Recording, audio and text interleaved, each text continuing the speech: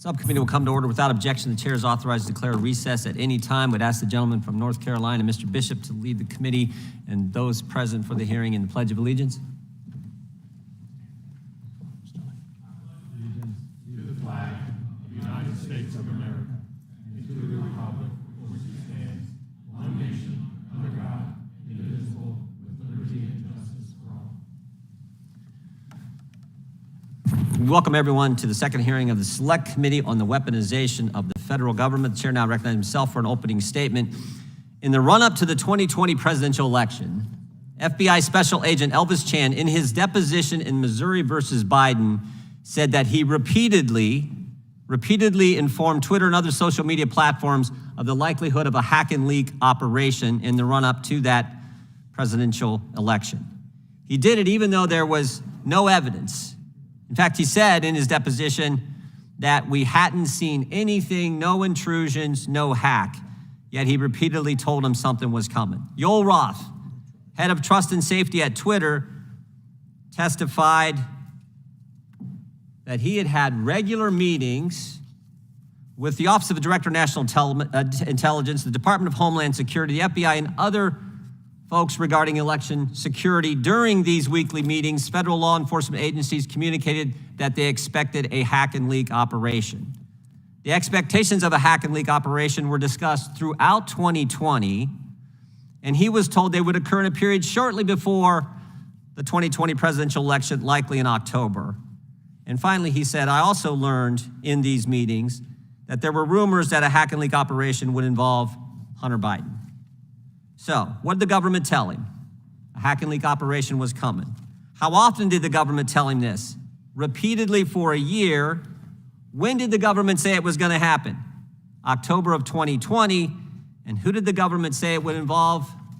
Hunter Biden. Now think about it. Government had no evidence of any intrusions, no evidence of a hack and leak, yet for a year they tell Twitter that a hack and leak is coming. It's coming in October, and it will involve Hunter Biden. No evidence, but the FBI knows what's going to happen, when it's going to happen, and who it's going to involve. Now, that's amazing. That is amazing to me. Maybe they get the time right. We're kind of used to October surprises every 4 years. So maybe they get the time right, but they got the time, they got the method, and they got the person. That's amazing. It's almost like these guys were clairvoyant. How did they know? How did they know? Maybe it's because they had the laptop, and they had had it for a year. They had the laptop, they knew it wasn't hacked, but that's not what they told Twitter. They didn't tell Twitter that information, and Twitter believed, frankly, everything they said. In those weekly meetings, the FBI had built a cozy relationship with this tech company and others as well, we believe. Emails between the FBI and Twitter began with the greeting, hey, Twitter folks. Emails that asked Twitter to take down accounts and limit visibility of tweets. The FBI handed out security clearance to folks at Twitter. They communicated with Twitter on the secret teleporter app where messages disappear after a certain length of time. And of course, they paid Twitter $3.4 million. In addition, on August 6, 2020, the FBI briefed Senators Grassley and Johnson, and according to the senator's testimony last month in front of this committee, the briefing was bogus and done so someone could go leak that the briefing had happened and undermine the senator's investigation. In September of 2020, a government-funded think tank gets involved. They do a tabletop exercise. The participants include the New York Times, the Washington Post, and other mainstream media outlets. Facebook is there. Mr. Roth of Twitter is there. The organizer was the former CEO of NPR and the former head of news at Twitter. The mock exercise is hosted by the Aspen Institute. The Aspen Institute, which, by the way, in 2020, their budget was $9.3 million, $5 million from the State Department, $4 million from USAID, almost all their budget. Guess the title. Guess the title of this exercise. The Aspen Digital Hack and Dump Working Group. And guess who the subject was? Guess who the subject was? Hunter Biden. That's amazing. October 14, 2020, the New York Post runs the story on the Biden laptop and Twitter takes it down, even though it was accurate and even though it didn't violate Twitter's rules of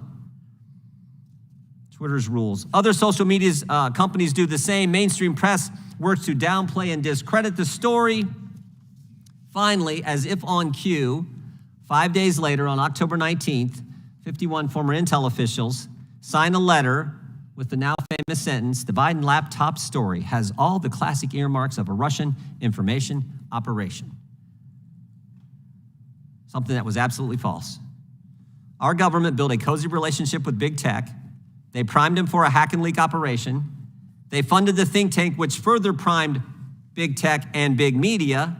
They leaked information to undermine the good work of 2 United States senators, and then 51 former Intel officials closed the deal with their letter. As Mr. Shellenberger pointed out in his reporting, the information op was run on us, run on we the people. And if that's not the weaponization of government, I don't know what is. And I'll get to this in a second, but I want to thank our witnesses for being here today. I'll get to this after we allow the ranking member her opening statement. I yield to the ranking member for an opening statement. Thank you. Before my opening statement, Mr. Chairman, as a point of order, it's been my understanding that one of the witnesses has, within the last half an hour, released additional information that the Republicans may, and you as the majority, may have been able to review and have information about. And if that information is in fact going to be used at this hearing, I just want the point of order to be recognized that the Democrats have not been able to review or to see any of that information. Will you be using any of the information that has recently been released by, excuse me? Will you be using any of that information? We'll be using whatever information that our staff has put together for us to use at this hearing. And have you had that information before this hearing began, before today? We use all information that is given to our staff, and we will use it to make sure we educate the American people. And information that you have not shared with us? Oh, we think it was posted online. Within just this half an hour, the last 20 minutes, but it's not information do that you want was us to privy get, to us before you want us that. to get you a copy of it? Because we can make a copy I think we for can you. go online and find a copy. We can look on our Twitter accounts and see it. But I just want the point of order that you have not shared any of that with us. And I understand that you may have been looking at this long before today's hearing. We obtained it at the same time frame that was Excuse posted me, online. before we continue, is one of your colleagues trying to speak to me? Or I think this was a conversation between you and me. I was speaking to the parliamentarian, if you don't mind. Oh, okay. It's the gentlelady's time. Okay, all right, well. And I recognize you for an opening statement. And I had a point of order, which I was asking you to address. And I answered your question. Okay, great. Now I will begin my opening statements. 3 weeks ago, House Oversight had this hearing with actual Twitter executives who had actual firsthand knowledge about what happened in 2020. And that didn't go so well for the House Republicans because real evidence showed that there wasn't coordination between Twitter and the federal government as they'd like the American people to believe, and that all the so-called Twitter files really showed was a discussion on content moderation, and that we only got a fraction of the discussion. So now we're back again, no surprise. What else have they got to talk about? Not what's interested in the American people are interested, not what taxpayer dollars have brought us here to Washington to do. And the Republicans have brought in 2 of Elon Musk's public scribes to release cherry-picked, out-of-context emails and screenshots designed to promote his chosen narrative, Elon Musk's chosen narrative, that is now being parroted by the Republicans because the Republicans think that these witnesses will tell a story that's going to help them out politically. On Tuesday, the majority released an 18-page report claiming to show that the FTC is, quote, harassing Twitter. Oh my, poor Twitter. Including by seeking information about its interactions with individuals before us today. How did the report reach this conclusion? By showing 2 single paragraphs from a single demand letter, even though the report itself makes clear that there were numerous demand letters with numerous requests, none of which we've been able to see, that are more demand letters and more requests of Twitter. In other words, the conclusions are based on a fraction of information out of context, cherry-picked, surprise, just like the Twitter files. The majority conveniently forgot to share with the public that in May of 2022, well before Musk acquired Twitter, the FTC had already fined the company $150 million for failing to safeguard users' data. Users, the American people, other individuals, its 150 million users, Twitter had not safeguarded them. Twitter entered into this consent agreement that required it to make regular reports to the FTC, and the previous consent decree between Twitter and the FTC was entered into in 2011. Elon Musk might not like this requirement, but Twitter had issues with FTC long before Musk bought the company, and there's nothing political about that. We've asked for the full set of documents that Musk must have shared with the Republicans on the committee, but we can draw some logical conclusions from what we have been given. You know what the Republican report actually shows? Two conclusions. First, the FTC has extraordinarily serious concerns about Twitter's handling of consumers' data, and that there's something going on between congressional Republicans and Elon Musk. Mr. Chairman, Americans can see through this. Musk is helping you out politically, and you're going out of your way to promote and protect him and to praise him for his work. This isn't just a matter of what data was given to these so-called journalists before us now. There are many legitimate questions about where Musk got the financing to buy Twitter. We know for a fact that foreign countries like Qatar, Saudi Arabia, and possibly even Russia and China are investors presently in Twitter. Do these countries now have access to private Twitter user data? What agreements has Elon Musk reached with them? We know how Elon Musk funded the purchase because it's public. Let's look at a slide here. Here's what it shows. Musk got $500 million in financing from Binance. That's in highlight for you. A crypto exchange platform run by a Chinese billionaire. That billionaire has described his funding as a small contribution to the cause. I don't know what that cause is. Musk got $1 billion from Larry Ellison, whose super PAC spent millions on Republican candidates last cycle, including election deniers. Musk got $375 million, highlighted here, from Qatar, which has recently been questioned about its lobbying practices. Musk got $700 million from Vi Capital, a secretive investment fund based in Dubai. And very interesting, as you can see down below, the nephew of the Saudi king is Twitter's second largest investor at a much larger amount. And the chair wants us to think that Elon Musk is the victim. The chairman wants us to believe that the Republicans are concerned with the federal government unfairly going after Twitter and Twitter unfairly taking down conservative posts. Just like we did several weeks ago, we're going to show that's not what the evidence shows. I want to underscore the very real threat posed by Twitter files and by the witnesses in front of us today. Here's Yoel Roth describing the harassment he and other former Twitter employees have faced because of the irresponsible way in which the witnesses in front of us and others have released this cherry-picked, out-of-context data.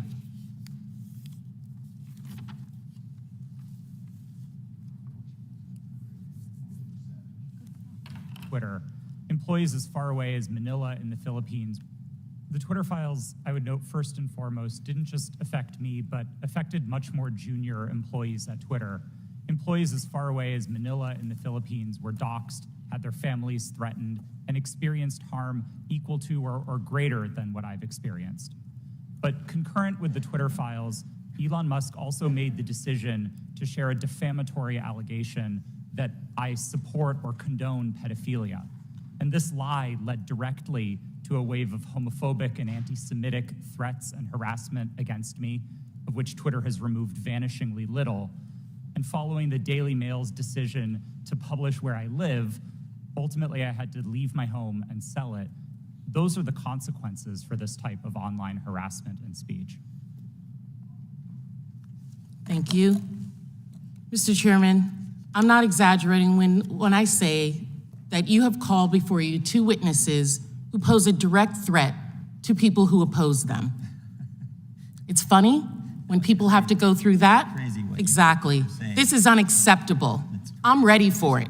I don't know if a lot of other people are, but just as it was unacceptable for Kevin McCarthy to provide 41,000 hours of sensitive security footage to a biased talking head in an effort to rewrite what happened on January 6th. This is a new Republican playbook, apparently. Mr. Risk Chairman. American safety Mr. and Chairman. security Hang on. to score political points. The gentlelady's We- words should be struck. We do not accuse witnesses of threatening others. That is out of line and I'm not outside the rules of striking this down committee. that, and I can have an You opinion don't get to determine about what's what struck down. witnesses. Well, you do get an opening statement, and it's And about, so let it's me about finish. over. The committee will suspend. We know this is because at the first hearing, the chairman claimed that big government and big tech colluded to shape and mold the narrative and suppress information and censor Americans. This is a false narrative. We're engaging in false narratives here, and we are going to tell the truth. I yield back. Gentlelady yields back. I would just point out the consent decree was in our report. We offered your staff also the opportunity to review the FTC letters. You have not come over to review those letters. Third, the idea that I believe both of these individuals who are getting ready to testify, I believe they're both Democrats. The idea that two journalists who Did happen you to be not give that Democrat- offer at 8 o'clock last I'm night? talking now. Your time was ended a few Neither seconds of us ago. are in time. I don't think they're here to help us politically. I think they're here to tell us the truth. And oh, by the way, the first FTC letter to Twitter after the first set of Twitter files, the very first question was, who are the journalists you're talking to? And you guys don't care. You don't care. You don't care want about the you don't want the American 2011 people to see. consent You don't decree? want the American people to see what happened, the full video, transparency. You don't want that, and you don't want two journalists who have been named personally by the Biden administration, FTC, in a letter. The Biden administration And you're saying is they're not here the to help us. FTC. They're here to tell their story. And frankly, I think they're brave individuals for being willing to come after they've been named in a letter from the Biden FTC. Is this your question time now? No, I'm responding to your ridiculous statements you made in your opening statement. Okay, well, let's get on with it.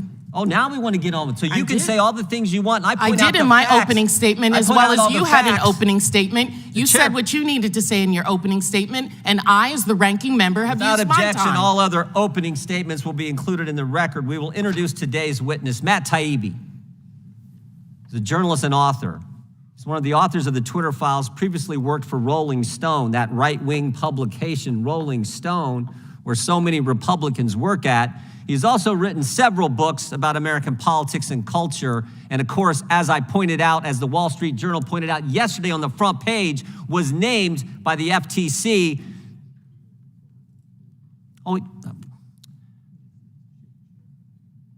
Michael Shellenberger is also a journalist, author, and one of the authors of the Twitter files. He's also co-founded several nonprofits, including Breakthrough Institute, Environmental Progress, and the California Peace Coalition, another right-wing Republican organization, I'm sure. His work often focuses on crime and drug policy, homelessness, and the climate.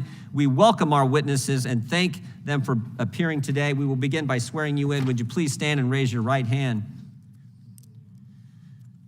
Do you swear or affirm under penalty of perjury that the testimony you're about to give is true and correct to the best of your knowledge, information, and belief, so help you God? Let the record show both witnesses have answered in the affirmative. Thank you, and be seated, please. We will now start with Mr. Taibbi. You guys, I think, understand do you want to go with Mr. Shellenberger? We can go with Mr. Shellenberger. We'll start with Mr. Shellenberger. You understand how it works. You get 5 minutes. Make sure you hit the microphone so we can all hear.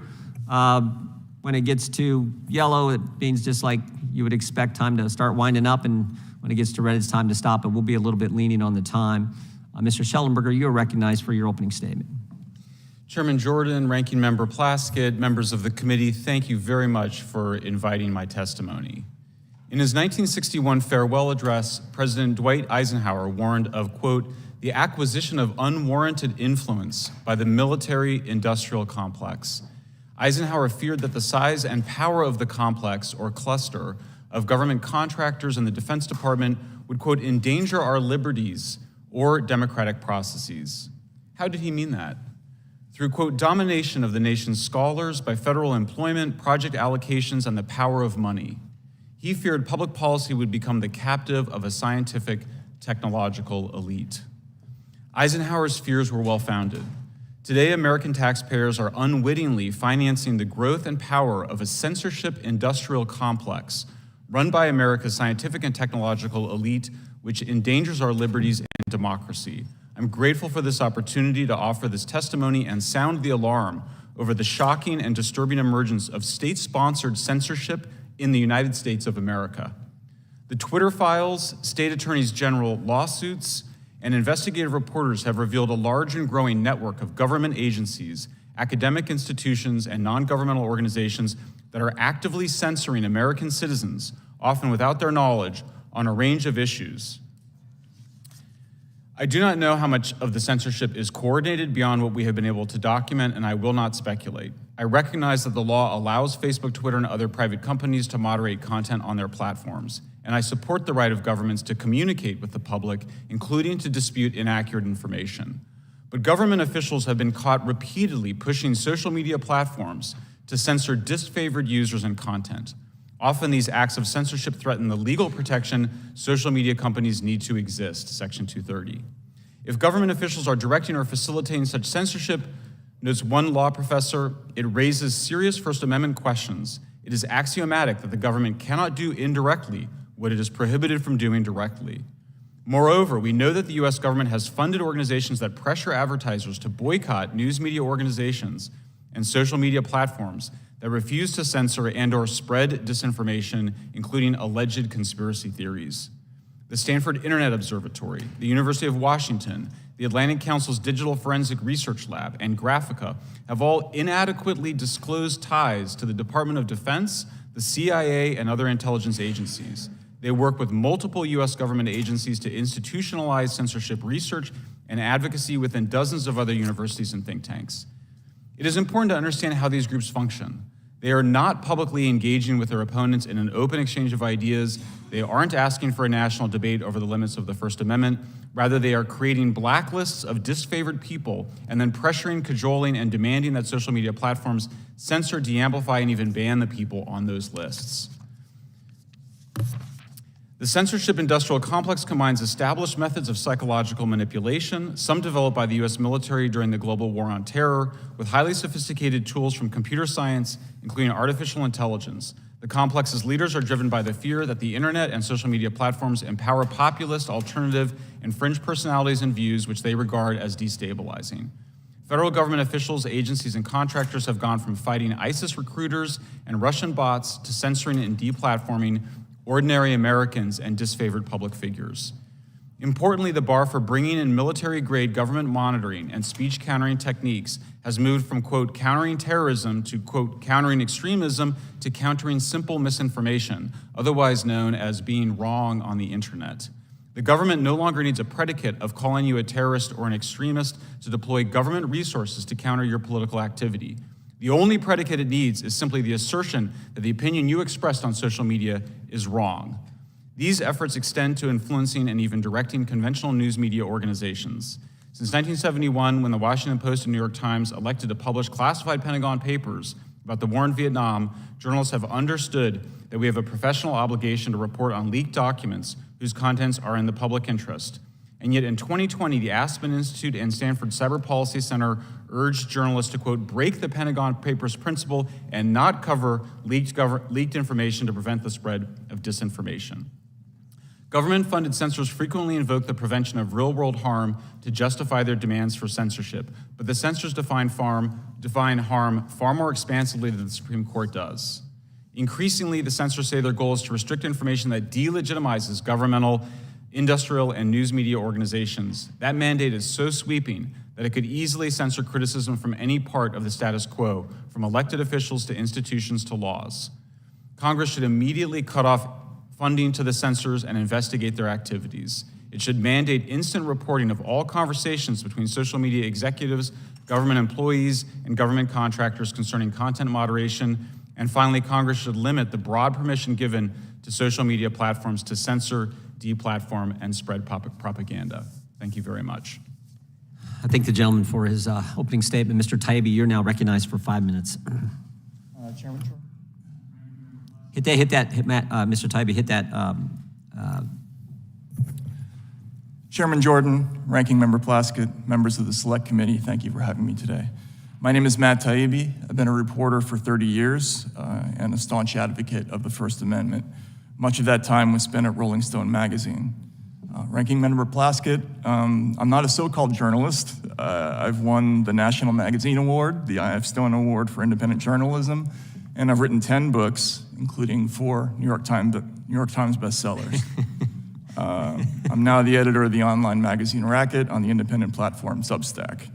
I'm here today because of a series of events that began late last year when I received a note from a source online. It read, "Are you interested in doing a deep dive into what censorship and manipulation was going on at Twitter?"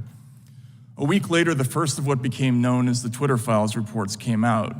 To say these attracted intense public interest would be an understatement. My computer looked like a Vegas slot machine as just the first tweet about the blockage of the Hunter Biden laptop story registered 143 million impressions and 30 million engagements. But it wasn't until a week after the first report, after Michael Shellenberger, Barry Weiss, and other researchers joined the search of the files, that we started to grasp the significance of this story. The original promise of the internet was that it might democratize the exchange of information globally. A free internet would overwhelm all attempts to control information flow, its very existence a threat to anti-democratic forms of government everywhere. What we found in the files was a sweeping effort to reverse that promise and use machine learning and other tools to turn the internet into an instrument of censorship and social control. Unfortunately, our own government appears to be playing a lead role. We saw the first hints in communications between Twitter executives before the 2020 election, when we read things like "flagged by DHS" or "please see attached report from FBI for potential misinformation." This would be attached to an Excel spreadsheet with a long list of names whose accounts were often suspended shortly after. Again, Ranking Member Plaskett, I would note that the evidence of Twitter-government relationship includes lists of tens of thousands of names on both the left and right. The people affected include Trump supporters, but also left-leaning sites like Consortium and Truthout, the leftist South American channel Telesur, the Yellow Vest movement. That, in fact, is a key point of the Twitter Files, that it's neither a left nor right issue. Following the trail of communications between Twitter and the federal government across tens of thousands of emails led to a series of revelations. Mr. Chairman, we summarized and submitted them to the committee in the form of a new Twitter Files thread, which was also released to the public this morning. We learned Twitter, Facebook, Google, and other companies developed a formal system for taking in moderation requests from every corner of government, from the FBI, the DHS, the HHS, DOD, the Global Engagement Center at State, even the CIA.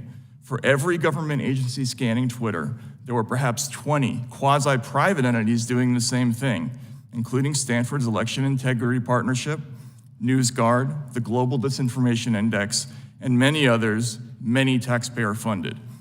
A focus of this fast-growing network, as Mike noted, is making lists of people whose opinions, beliefs, associations, or sympathies are deemed misinformation, disinformation, or malinformation.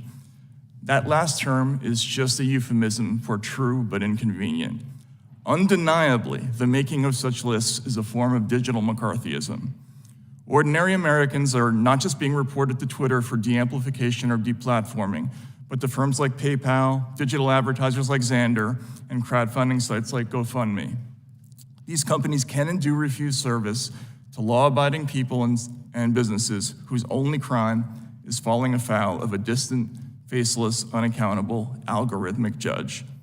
As someone who grew up a traditional ACLU liberal, this mechanism for punishment and deprivation without due process is horrifying.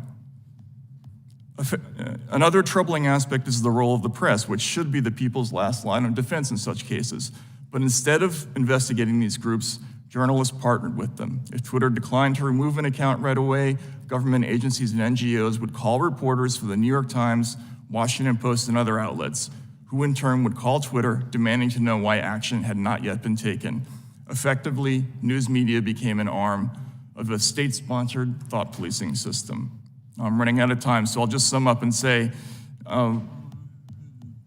it's just not possible to instantly arrive at truth. It is, however, possible, becoming technologically possible to instantly define and enforce a political consensus online, which I believe is what we're looking at. This is a grave threat to people of all political persuasions. The First Amendment and an American population accustomed to the right to speak is the best defense left against the censorship industrial complex. If the latter can knock over our first and most important constitutional guarantee, these groups will have no serious opponent left anywhere. If there's anything the Twitter files show, it's that we're in danger of losing this most precious right, without which all democratic rights are impossible. Thank you for the opportunity to appear, and I'd be happy to answer any questions from the committee. Thank you, Mr. Taibbi. We appreciate both of your opening statements. The chair now recognizes the gentleman from Louisiana, Mr. Johnson, for 5 minutes of question. Gentlemen, thank you both for being here. It is not surprising that the minority is already attacking you in its opening statement. We apologize to both of you. You shouldn't be treated that way. Some of the defenders of big tech and the Biden administration, as we know, have worked very hard to cast doubts on the legitimacy of your reporting, and some have gone so far to state it's irrelevant if Twitter was suppressing speech in coordination with the federal government. But this morning, we saw a stunning display of their attack of your character. We shouldn't be surprised. This is what the defenders of big government corruption do. This is the playbook. They destroy the messenger. We just saw it here on live television, and everybody can see it for themselves. And the whistleblowers, of course, as well. Look, this is what we know. What you've documented carefully in the Twitter files are a couple of key facts. People will hear a lot of things today, but this is what they need to know. The federal government, from Democrat members of Congress to intelligence agencies, including the FBI, used Twitter and other social media companies to censor Americans' speech. If the alarm bells are not going off, then you're not paying attention. Over the past 3 years, documents show, they prove what you guys have uncovered here, is there's communication between Twitter and the FBI. It was constant, it was pervasive. Twitter was basically an FBI subsidiary before Elon Musk took it over. The Twitter files revealed that by 2020, Twitter was engaged in open information sharing with the intelligence community, and now we know there were many intelligence agencies apparently involved in this. The FBI pressured Twitter to act on election-related tweets leading up to the 2022 election. Of course, they did it in 2020 as well, and Twitter dutifully censored content as a result. Twitter executives restricted accounts. They censored speech that conflicted with the left's narrative. Twitter has used its internal tools to control and manipulate speech considered misinformation, and who was determining that? It was the government bureaucrats. Documents show that Twitter used visibility filtering to restrict certain accounts and posts and removed people from the platform altogether. The Twitter files should be a matter of bipartisan concern for every member of Congress and every American citizen, because it is a bedrock principle of our constitutional system that the government does not get to decide what speech is acceptable or true. Under the First Amendment, Americans have a right to speak freely, regardless of whether their speech upsets the preferred narrative. In fact, that's when it needs the most vigorous protection. Everybody on the left used to believe in that, or at least they purported to. Government and media fact checkers frequently get things wrong. The American people can't and shouldn't rely on so-called experts to be the arbiters of truth, disinformation boards and the like. It doesn't matter what political party you're in, government should not suppress important debates and public discourse. Gentlemen, let me start with Mr. Taibbi. You have a long award-winning journalist career. You just highlighted here decades of experience reporting on some of the most complex and important issues of our time. Where do you rate your reporting on the Twitter files among your whole body of work throughout your career? How serious is this? Well, first of all, Mr. Congressman, thank you for the question. I would say, I spent 10 years covering the aftermath of the 2008 financial crisis. That was obviously a very serious issue, but this Twitter file story and what we're looking at now and what we're investigating now, I don't think there's any comparison. This is by far the most serious thing that I've ever looked at, and it's certainly the most grave story that I've ever worked on personally. I want to ask you both the same question, and that is, first of all, has anyone from the federal government contacted you during the course of this investigation or since you've reported on the Twitter files? And number two, who do you think are the most egregious federal government agencies involved in this censorship exercise? Let me start with Mr. Shellenberger. Thank you, Congressman. I have not been contacted by Mike. Oh, sorry. Thank you, Congressman. I have not been contacted by anybody in the Biden administration relating to this topic. And I would like to echo what Matt just said. I've never worked on an issue where so frequently while doing it, I just had chills go up my spine because of what I was seeing happening. I never thought in my own country that freedom of speech would be threatened in this way. And it's just frightening when you get into it. The most recent, our most recent discoveries, I mean, I think you understand the process, is that we first raised a bunch of concerns around the way Twitter pre-Elon Musk was censoring people and creating blacklists. Very quickly, we discovered that we had FBI agents basically and other government officials, demanding that Twitter take certain actions. We now know that the Department of Homeland Services, which has had, what's that? Security, sorry, Department of Homeland Security, had to try to create a disinformation board. That went away after public backlash, but we now realize that they have this other enterprise and they've been building out basically mechanisms to proliferate a censorship industrial complex around the country to censor on a whole range of issues. And so you've seen this censorship industry go from, well, we're just fighting ISIS, to, well, we're just fighting Russian disinformation bots, to, well, now we need to fight domestic misinformation, which is just saying we need to fight against people who are saying things we disagree with online. That's all that means. And I mean, it's not a slippery slope. It's an immediate leap into a terrifying mechanism that we only see in totalitarian societies of attempting to gain control over what the social media platforms are allowing. And so, for me, it starts at DHS, but we basically see almost every government agency involved in this. It's frightening. I'm out of time. I yield back. Gentleman from Massachusetts, Mr. Lynch is recognized. Thank you, Mr. Chairman. I do need to correct the record. So there's been the suggestion here that the FBI and other government agencies pressured employees at Twitter to validate these theories of foreign influence. When we had Mr. Roth, who was Yoel Roth, who's the former global head of trust and safety at Twitter, so we asked Twitter if there was pressure applied, and Mr. Roth said, no, I would not agree with that.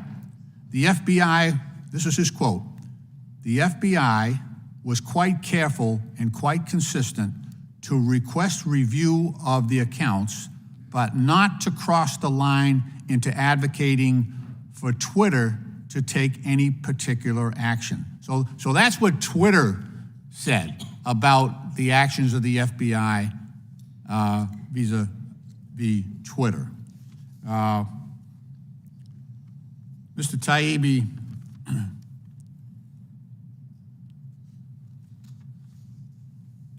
in 2019, Special Counsel Robert Mueller unequivocally found that the Internet Research Agency owned by Yevgeny Prigozhin, the same oligarch who runs the Wagner Group, carried out an extensive social media disinformation campaign to help then-candidate Donald Trump and to hurt Hillary Clinton. He also found that the Russian intelligence interfered with the 2016 election via a hack and release campaign, damaging to the Clinton campaign. These particular findings came on the heels of the unanimous assessment on the part of United States 18 intelligence agencies that Russian President Putin, quote, ordered an influence campaign in 2016 aimed at the presidential election, close quote. They also followed the release of a bipartisan Senate Intelligence Committee report finding that Russia and Vladimir Putin engaged in, I quote, aggressive, multifaceted effort to influence the U.S. president election. So, Mr. Taibbi, do you believe that the Russians and their oligarch-controlled Internet Research Agency interfered in the 2016 election via this social media disinformation campaign? Do you believe that? Mr. Congressman, my disagreement with the issue is... I think this is basically a yes or no question.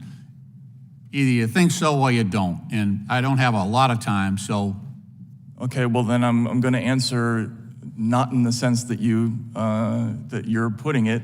Okay. I think Okay. all countries All right. engage in offensive information operations. The question is scale. Do you believe that the Russia Twitter files engaged in a hacking, reclaiming my time? This is how it works now. I'll ask the questions and you try to provide an answer if you can. You have to allow him to answer, Do you sir. believe? The gentleman is out of order and should not be interrupting a member asking a question on our side, Mr. Chairman. Reclaiming my time from everyone. Do you believe that Russia engaged in a hack and release campaign damaging to the Clinton campaign back in 2016? Again, I don't know. And I would say it's Okay. irrelevant. All right, let me ask Mr. Schellenberg. These are pretty easy questions. That's just whether you believe it or not. Mr. Schellenberg, same question. Do you believe that the Russian oligarch-controlled Internet Research Agency interfered in the 2016 election? I think that they tried to. Okay, fair enough. Mr. Schellenberg, do you believe that the Russians engaged in a hack and release campaign with respect to the damaging information they released regarding the Clinton campaign? To the best of my awareness, that is what happened. yes. Okay, fair enough. Thank you. That's not the So same thing the as reason influencing. I understand. Also, that material was true. Yeah. Look, let me introduce a couple of documents just to reinforce that we've got. That is not a legitimate predicate Unanimous- for censorship. Unanimous reclaiming my time. Sure. Gentleman's out of order. So, Mr. Chairman, I'll ask unanimous consent to enter the indictment in the United States versus the Internet Research Agency, U.S. District Court for the District of Columbia, number 118-32, and also ask to enter into the record the executive summary to Volume 1 of the Mueller report, which states, in March 2016, the GRU began hacking, this is the Russian agency, began hacking the email accounts of the Clinton campaign, volunteers and employees, including campaign chairman John Podesta. The GRU later released additional materials through the organization WikiLeaks. The presidential campaign of Donald Trump showed interest in WikiLeaks releases of the documents and welcomed their potential damage to candidate Clinton. So I've introduced these documents. Without objection. Thank you, Mr. Chairman. I've Gentleman's introduced time. these documents because it's clear to me that Russia's use of social media to interfere in the 2016 election created abundant Gentleman's time reason. is. Gentlemen. Abundant reason Okay, I think. for social media platforms to be concerned. Gentleman's time has expired. But I repeat, Without objection, these 2020. documents are entered into the record. We now recognize the gentleman from California, Mr. Issa, for 5 minutes. Thank you, Mr. Chairman. I'd like to continue along, in a sense, the line we've been on just now. Mr. Taibbi, Mr. Shellenberger, I'll ask both of you, is it fair to say Russia is a bad actor who is trying to do everything they can to undermine confidence in the United States government and in our form of democracy? I think that's a fair statement. Yes. Okay, are you familiar with the organization in Europe, the Global Engagement Center? Yes. Well, it's an American. State Department, I'm sorry, but are you familiar with the Global Engagement Center's use of European and other sources to in fact, determine where Twitter files should or shouldn't be, if you will, taken down thousands of names and Twitter files, correct? I'm not sure that Global Engagement Center is taking down Twitter files. I actually wasn't aware of that. I'm sorry. Well, Twitter and the FBI have used this organization and their funding. Well, let me go on to another stay on the path I was on. You commented that the scale mattered. Okay, would you elaborate on scale mattering in the attempt to undermine free speech? Absolutely. If I could take this. Yeah, so a great example of this is a report that the Global Engagement Center sent to Twitter and to members of the media and other platforms about what they called the pillars of Russian disinformation. Now, part of this report is what you would call, I think you would call traditional, hardcore intelligence gathering, where they made a reasoned, evidence-based case that certain sites were linked to Russian influence or linked to the Russian government. In addition to that, however, they also said that sites that, quote, generate their own momentum and have opinions that are in line with those accounts are part of a propaganda ecosystem. Now, this is just another word for guilt by association. And this is the problem with the whole idea of trying to identify which accounts are actually the Internet Research Agency and which ones are just people who followed those accounts or retweeted them. Twitter initially did not find more than a handful of IRA accounts. It wasn't until they got into an argument with the Senate Select Intelligence Committee that they came back with a different answer. Okay, so scale matters, but let me go through a couple of quick questions that I think are part of the reason that we have this select committee.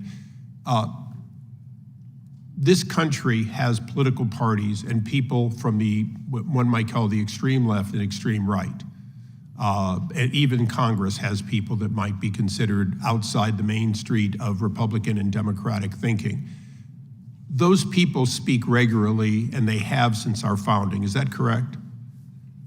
Yes. And the ACLU and journalists almost always support their right to say what they believe, even if you disagree.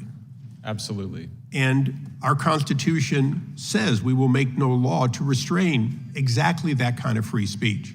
Yes. And that includes people who promote the idea that we should redistribute all wealth in a communist type way. As a matter of fact, we still have a communist party in the United States. Isn't that correct? It is.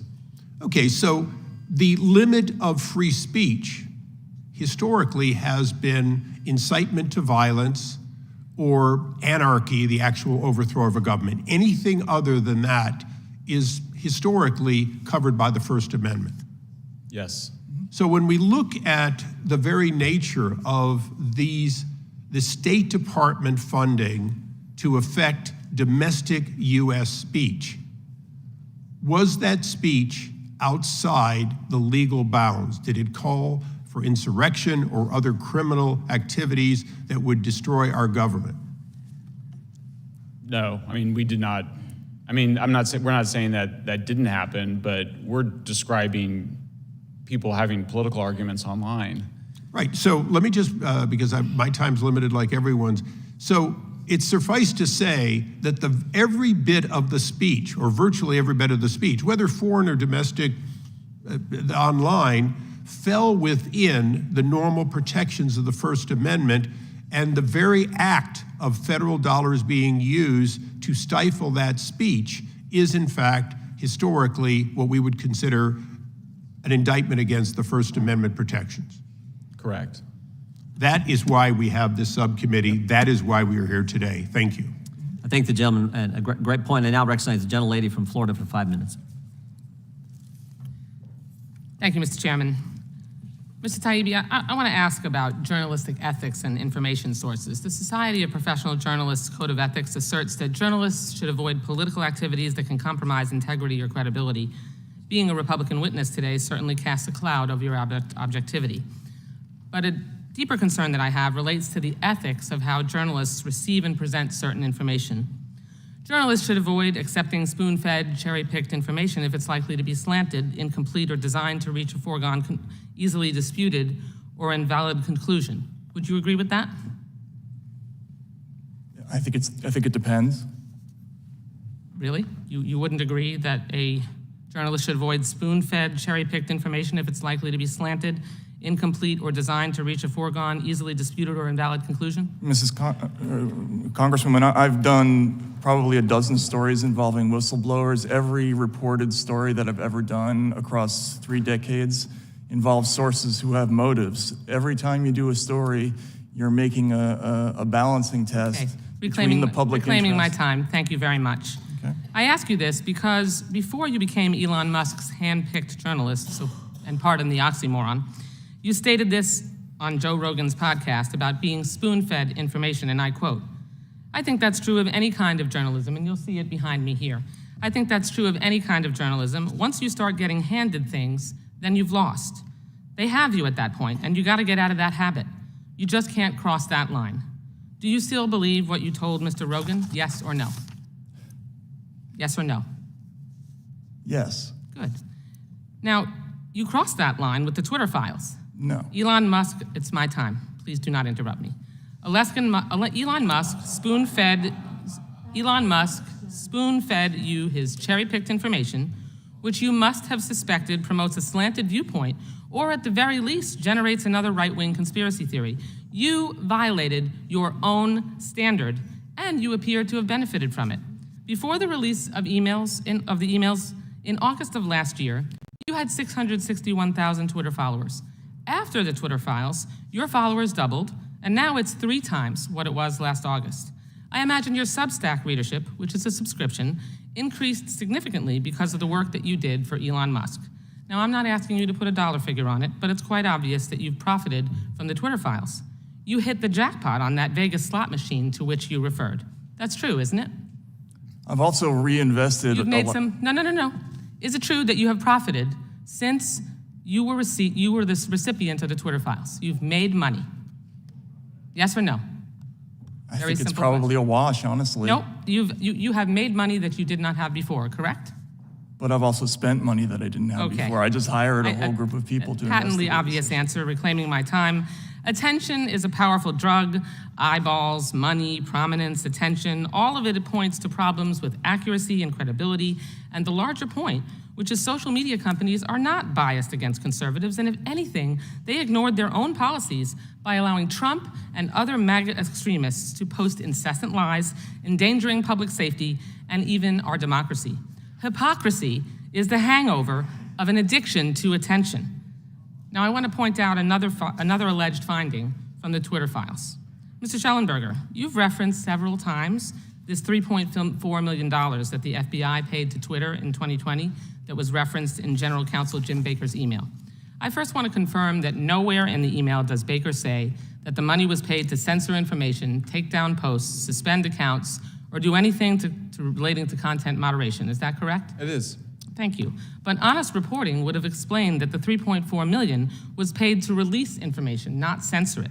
One of my colleagues on this panel repeated your distortions and told Americans this reimbursement was used to, quote, censor certain stories. That's a flat-out lie. Mr. Shellenberger, are you aware of Section 2706 under the Stored Communications Act? It says when social media companies comply with subpoenas, warrants, or court orders, it costs them money, so they get reimbursed. The FBI makes these requests and reimbursements to discover evidence and run relevant to a criminal investigation. Let me repeat that. The FBI makes these requests to help catch the bad guys. That helps keep child predators off social media sites. It helps keep violent criminals off our streets. I support the FBI and our law enforcement agencies. It would be nice if our Republican colleagues did the same and not fabricate explanations for payments that are defined for clear purposes in federal law. My time is just about wrapped up. May I respond? The truth is that social media companies are unregulated monoliths. They pose danger to individuals. They allow posts that bring harm, and that's the bottom line. The other side will not tell you. I yield back the balance of my time.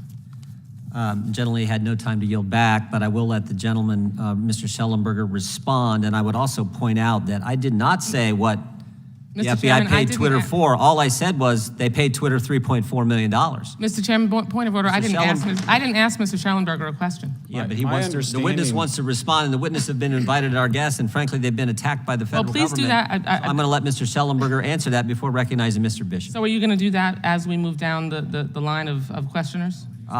The gentleman has not been recognized. You had your 5 minutes, and frankly, I think that's at the discretion of the chair. Mr. Shellenberger, you can respond briefly. I'll be brief, which is that my understanding from those files is that Twitter had decided not to take that money until recently. So if you read that email, what Stasha, I believe, the person that sent it, is saying is that they started taking money after previously not taking it. And I believe that the reason that they had not taken it earlier was because they did not want that financial conflict clouding their relationship. Mr. Chairman, the money is payment under out federal of order. law so that they can The gentleman recoup from North costs Carolina, Mr. Bishop, is for recognized for 5 minutes. material that they've been asked I thank the for. That's gentleman. bottom line. Mr. Taibbi, would you care to, I'm down here on this end, sir. Would you care to respond to the attack on your ethics?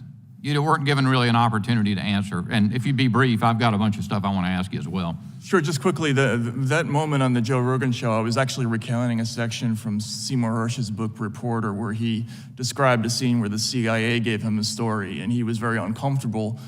He said that I, who had always gotten the secrets, was being handed the secrets. Look, again, I've done lots of whistleblower stories. There's always a balancing test that you make when you're given material, and you're always balancing newsworthiness versus the motives of your sources. In this case, the newsworthiness clearly outweighed any other considerations, and I think everybody else who worked on the project agreed. Doesn't it seem like any reporter who breaks a blockbuster story is going to get attention, and there may be even financial consequences that follow? It seems like as surely as the night follows the day, that's the case, right? That is true, although I would like to clear up, some things that have been misrepresented. Not one of us has actually been paid to do any of this work. We've all, traveled on our own. We've hired our personnel on our own, and I've just hired a pretty large team to investigate this issue out of my own pocket. The fact that the attempt comes from the dais across the aisle to smear you, frankly, I think liberals, if I understand that, in your background, you're both good liberals, and you come in the Democrats' hostility to what you've undertaken is astonishing to behold, but it's part of the picture we're seeing. In Twitter Files number 15, Mr. Taibbi, you exposed Hamilton 68, a website associated with the German Marshall Fund that purported in a dashboard to identify Russian bot networks and became ubiquitously cited by media to identify media stories or narratives that supposedly flowed from Russia. From Russia! You showed that the front man for Hamilton 68 was Clint Watts, a former FBI agent. At Twitter, the trust and safety executives were ridiculing Hamilton 68 for the ludicrous identifications that it was making, which they could reverse engineer and figure out who those accounts were. And then in Twitter Files number 17, after disclosing Mr. Watts' identity, you disclosed that J.M. Berger is the creator of Hamilton 68. And guess what? He was a federal contractor, right? He was, yes. He denies that he worked on it for the Global Engagement Center, but he was an employee of theirs until about a month before the dashboard's release. Just a month before, and he said, I believe publicly, that that the dashboard was the product of 3 years' work. So doesn't it beg sort of the intriguing question whether the creation of this fraudulent Hamilton 68 dashboard was effectively underwritten by government funding? Yes, I think that's a good question. Certainly the German Marshall Fund, which is the NGO that is at the top of the chain in this organization. It's the German Marshall Fund, then the Alliance for Securing Democracy, and then Hamilton 68. They're a federal contractor. They received over $1 million from the Department of Defense. They're the board of the Alliance for Securing Democracy, has a former acting head of the CIA, a former deputy head of the NSA, a former chief of the DHS on it. So I want to make, and the bigger point is hard because the examples sometimes start making it. I want to introduce the country to somebody else. I think you've mentioned it in one of your writings, Richard Stengel. You know who that is? Yes, he's the former, the first head of the Global Engagement Center. I want the American people to hear from him for 30 seconds. Basically, every country creates their own narrative story. And my old job at the State Department was what people used to joke as the chief propagandist job. We haven't talked about propaganda. Propaganda, I'm not against propaganda. Every country does it, and they have to do it to their own population. Every country does it. Every country does propaganda, and they have to do it to their own people, is what Mr. Stengel said. If I understand correctly, he was the head of the Global Engagement Center at its creation, right? He was, and in his book, Information Wars, there are a number of passages where he talks about creating a whole of government solution to the information problem. He hastened to say that he didn't want to create a quote, information ministry, but what he was describing roughly approximates that. In the half minute I've got left, he also was associated with Hamilton 68, right? The Global Engagement Center certainly had ties to Hamilton 68. I think it's closer than that. That'll come out. Okay. Well, I'd be anxious to hear that. I hope I'll get yielded in a minute or two from somebody else down the way. There's all sorts of stuff to disclose. This committee has to uncover not that single instance, but this system that you have described. This is the hope that Americans have to set this right. This committee, and that hostility shows what we're up against. It's not 3 pillars to the system, it is 4. And you're seeing the left move to crush you and anybody else who tries to expose this. I yield. I thank the gentleman for his great 5 minutes, and we now yield to the gentleman from Virginia, Mr. Conley. Thank you, Mr. Chairman.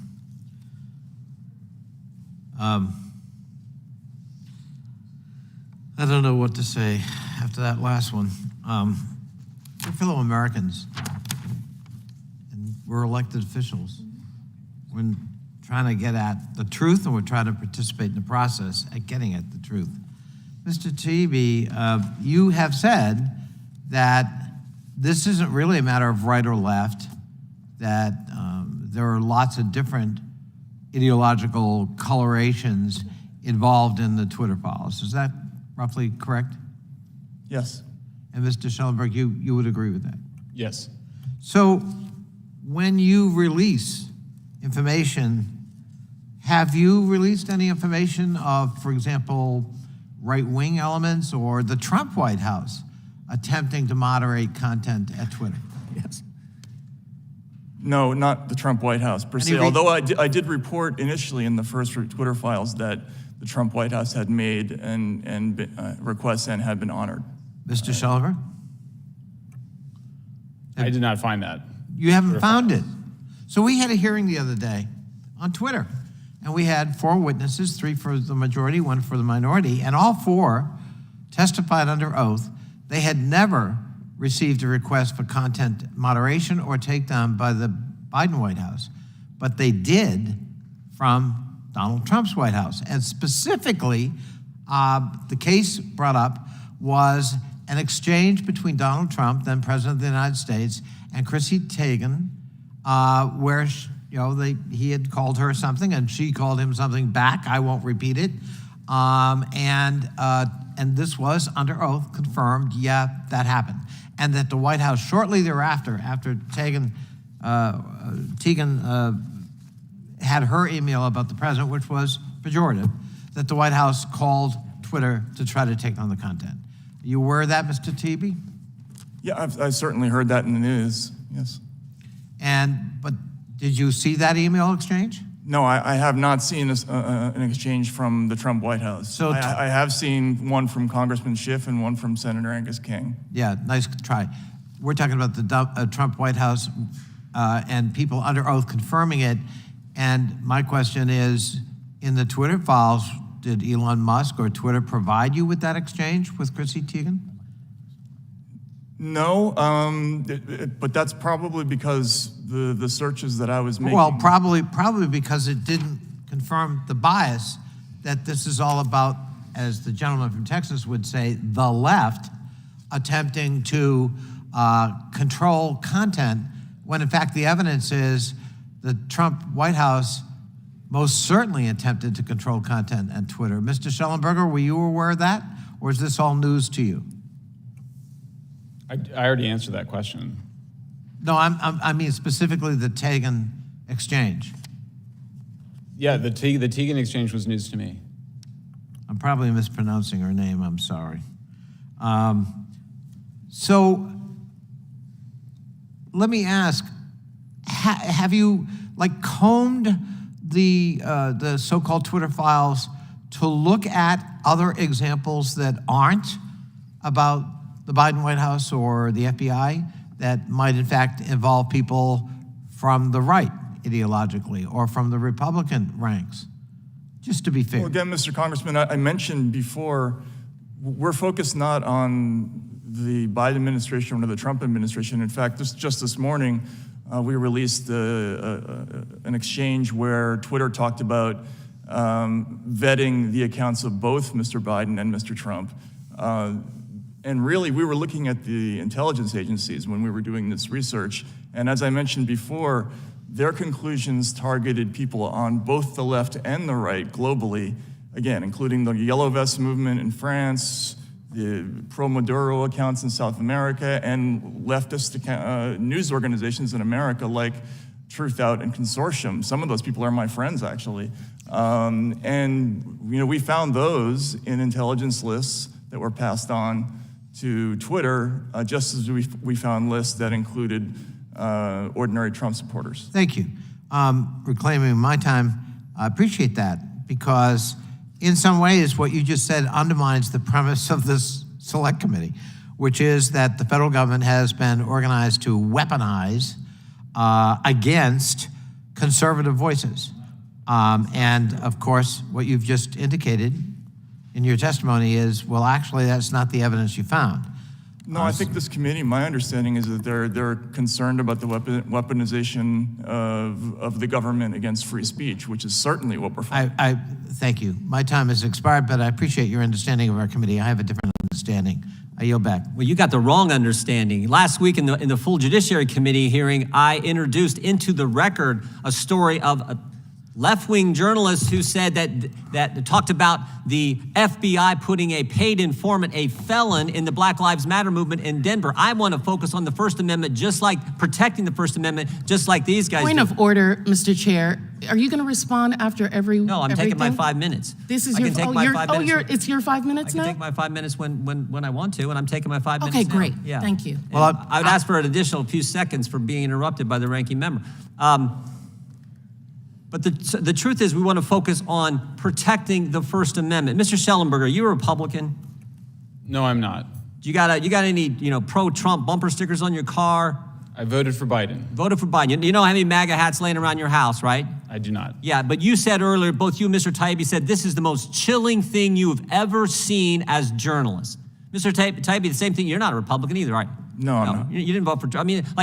This is about protecting the First Amendment. Mr. Taibbi, I want to read from your Twitter file number 9. You say this: after weeks of Twitter files, the Bureau issued a statement Wednesday, referring to the FBI. Here's what the FBI said: it is unfortunate that conspiracy theorists and others are feeding the American public misinformation with the sole purpose of attempting to discredit the agency. You then follow up, and this is why I think you're an award-winning author, you then follow up, they must think we're unambitious if our sole aim is to discredit the FBI. After all, a whole range of government agencies discredit themselves in the Twitter files. And then you go on to, in this particular Twitter file, to talk about what Mr. Bishop was just talking about, the GEC at the State Department. You talk about the CIA. You talk about the DOD. You talk about the FBI. You talk about the DHS. You talk about the Foreign Intelligence Task Force, which is a combination of all these. But there was one agency you didn't mention, because you didn't know at the time. One agency, you had almost the whole alphabet, but you didn't mention one agency, the FTC. Because you know about them now. Yes, we do. You know about them now in an up-close and personal way. You didn't know then, but you do know now. December 2nd, as I said earlier, December 2nd, the first Twitter file comes out, Mr. Taibbi. And I think there are 5 others, including the ones from Mr. Shellenberger. December 13th, the very first letter that the FTC sends to Twitter after the Twitter files, 11 days after the first Twitter file. There have been 5 of them come out. The FTC's first demand in that first letter after the Twitter files come out is identify all journalists, I'm quoting, identify all journalists and other members of the media to whom Twitter worked with. You find that scary, Mr. Taibbi, that you got a federal government agency asking a private company, who in the press are you talking with? Yeah, I do find it scary. I think it's none of the government's business which journalists a private company talks to and why. I think every journalist should be concerned about that, and the absence of interest in that issue by my fellow colleagues in the mainstream media is an indication of how low the business has sunk. There was once a real esprit de corps and camaraderie within media. Whenever one of us was gone after, we all kind of rose to the challenge and supported. Used to be. Yeah. Used to be the case. That is gone now. We don't protect one another. You know what else used to happen? Democrats used to care about protecting First Amendment free speech rights too. Now it's like, okay, if you're attacking, and I said this on the House floor, I said, don't think they won't come for you. Oh, the big tech, big media, cancel culture, they may come for Republicans and conservatives now, but the mob is never satisfied. They will keep coming. Mr. Shellenberger, you know who the chair of the FTC is? Not personally. Lena Khan. You know who she used to work for? My understanding is the Judiciary Committee? Yeah, she's worked for these folks. These same folks have been attacking you today. Same folks. Chair of the FTC, worked for them. Here's what they said. Here's what she said in a letter where they ask about who these journalists, again, they named four journalists by name. You were two of the four. As I said before, I think it's frankly courageous and brave of you to show up today when you know the federal government's got an eye on you personally. Here's what they asked for in that letter. Any credentialing or background check Twitter has done on journalists.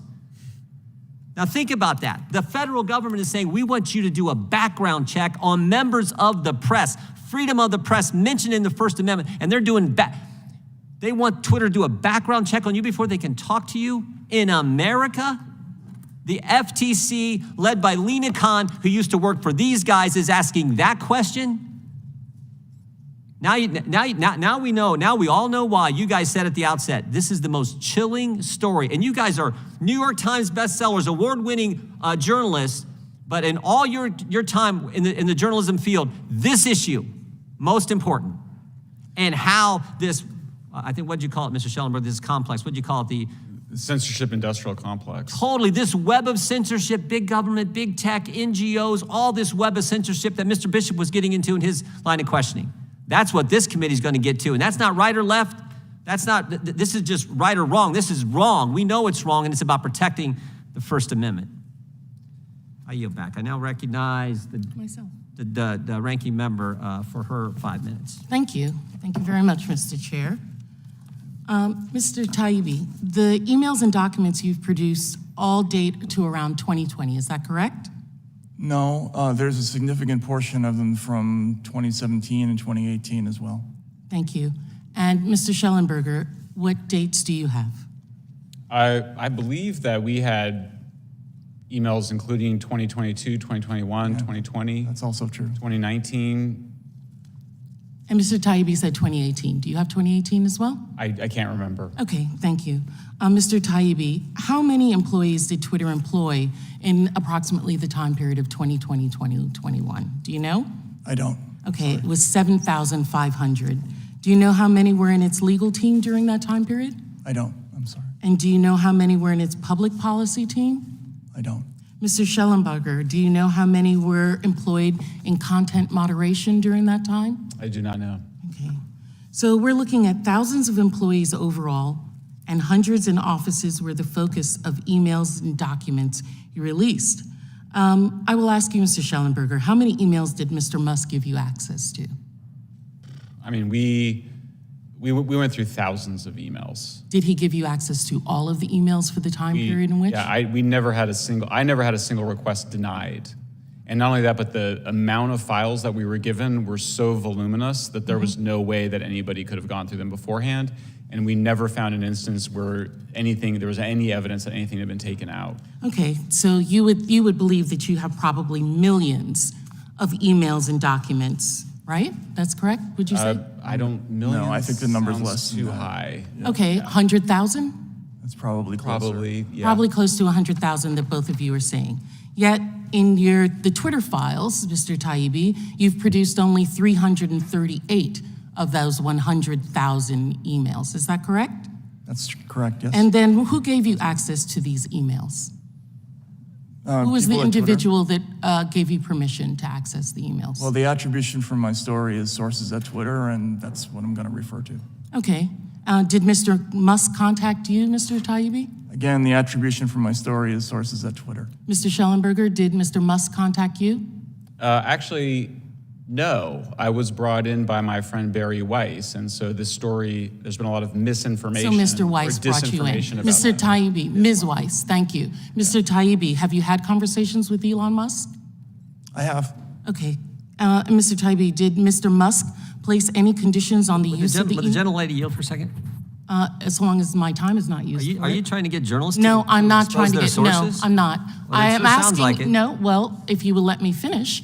You had conversations with him, you said you weren't going to agree to who your sources were. I'm not asking you your source, I'm asking you if you had conversations with the owner of Twitter. And did Mr. Musk place any conditions on your use of the emails or documents? No, in fact, I was told explicitly that we were given license to look at present-day Twitter as well as past Twitter. So you had unfiltered access to Twitter's internal communications and systems? Yes. Would those include HR files? No. We did not have access to personal information of any kind. In fact, we signed a waiver Have you produced that waiver to the members of anyone on this committee or any staff? I'd be happy to Have produce you? it. I haven't, but I'd be happy. Have you given all of the access to what you were given by your source to this committee? No, and I would never do that. Okay.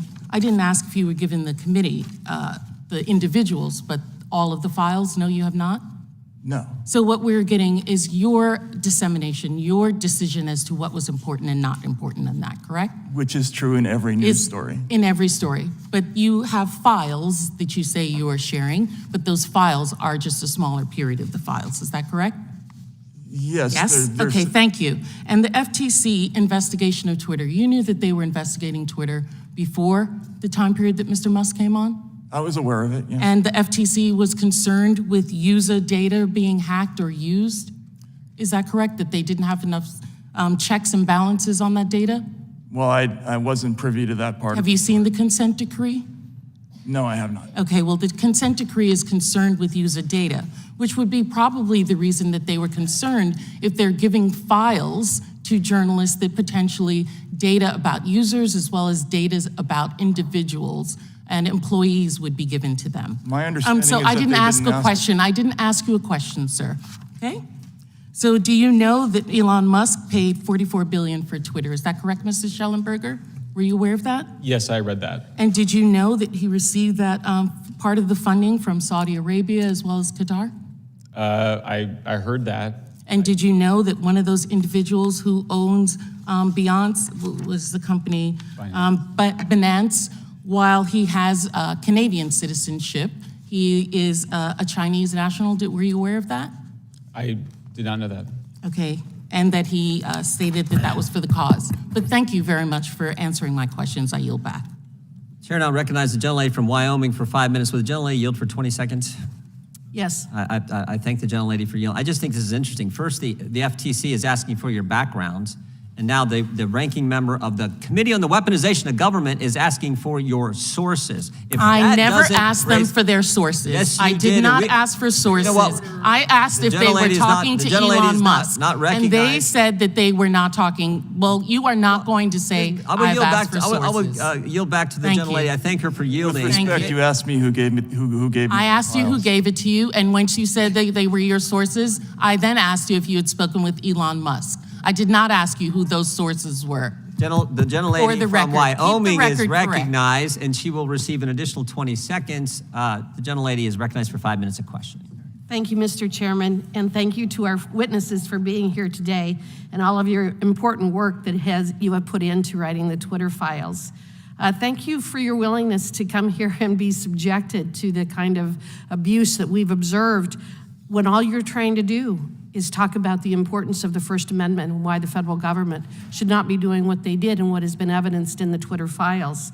I often say that sunshine is the best disinfectant, and boy, after listening to you and reading the reports that I have, does our federal government need to be fumigated.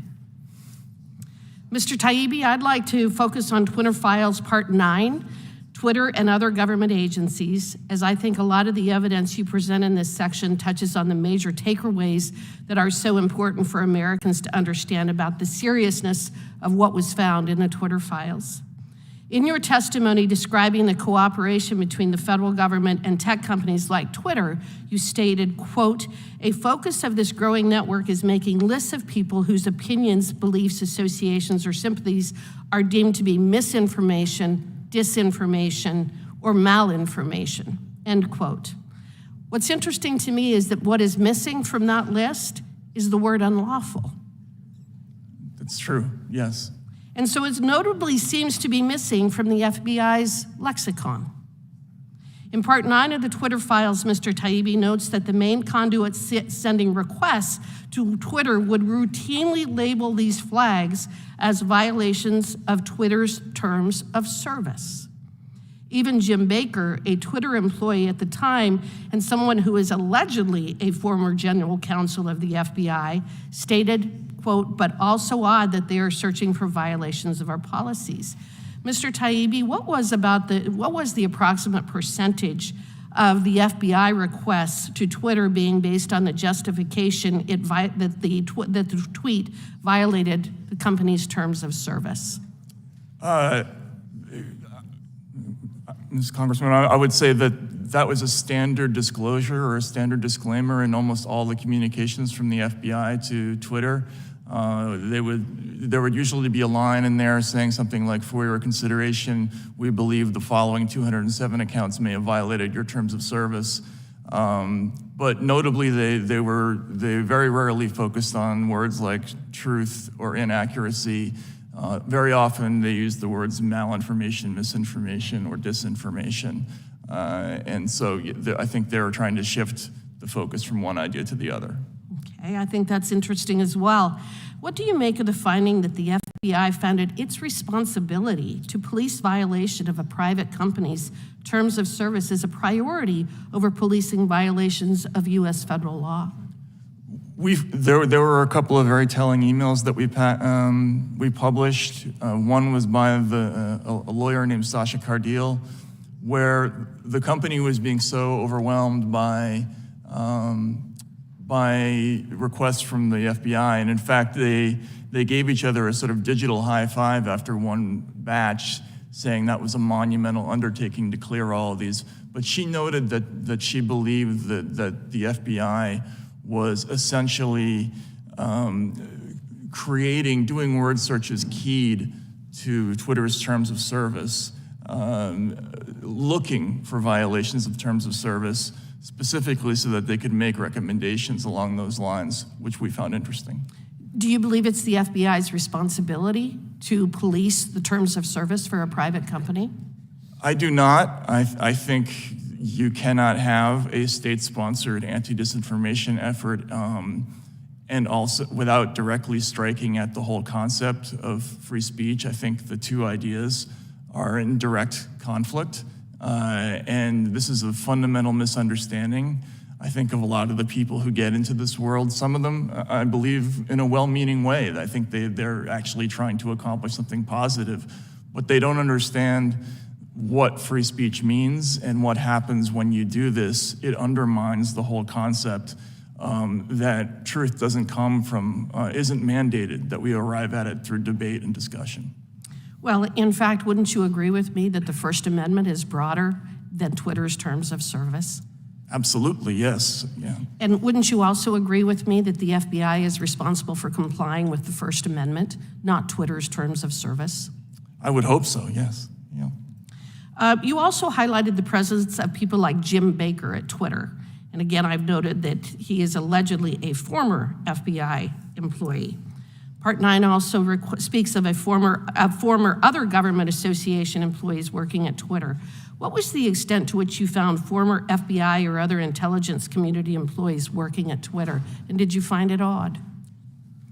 There was a significant quantity of people who had come from the intelligence world or who had worked at state agencies. In fact, that was a very common method by which members of people who were currently working in government would reach out to Twitter. For instance, we found an email by a current State Department official who reached out to a former State Department official asking that 14 ordinary Americans have their accounts deleted. That was in a recent Twitter Files release. So yes, there's an extraordinary number of these people. A lot of them come from the intelligence world, which we did find unusual, I think. Okay, thank you very much, and I yield back. Gentlelady's time has expired. I thank her. The gentleman from California is recognized for 5 minutes. Thank you, Mr. Chairman. I still try to figure out where all of this is going to go. But we've heard a lot from our Republican colleagues claiming that somehow all of this interaction has led to Twitter censoring conservative voices. And I really want to look at what the evidence is that that has or has not happened. In 2020, Twitter commissioned an objective study to examine whether its algorithms disproportionately promotes conservative or liberal voices. This was a massive study by researchers from the University of Cambridge and Berkeley. The analysis examined millions of Twitter accounts and 6.2 million news articles that were shared within the United States. The study results were quite clear. Twitter's algorithms actually amplifies conservative voices far more than liberal voices. So whatever comes of this question about pressure from the federal government, at least up until 2020, it didn't have an effect. A separate study, this one from the Indiana University, found that partisan accounts, especially conservative accounts, tend to receive more followers and follow more automated accounts. So, Mr. Taibbi and Mr. Shellenberger, are you familiar with these studies? I am. I am. Very good. Then you know that whatever you may be trying to tell us, the effect on Twitter didn't happen. No, I don't agree. Excuse me, it's my time, thank you. I can also give you many real analytical studies based on actual evidence. But since I have only 5 minutes, Mr. Chairman, if I might enter into the record these studies of what actually is going on at Twitter with regard to censorship or not censorship. Mr. Chairman, may I enter those into the file? Thank you, Mr. Chairman. I take that silence as a yes. Did you identify the document? I'm sorry. Certainly. These documents, studies that were done by universities and We usually take a little bit, it takes a little bit more for unanimous consent than these documents, but without objection, we'll accept them into the record.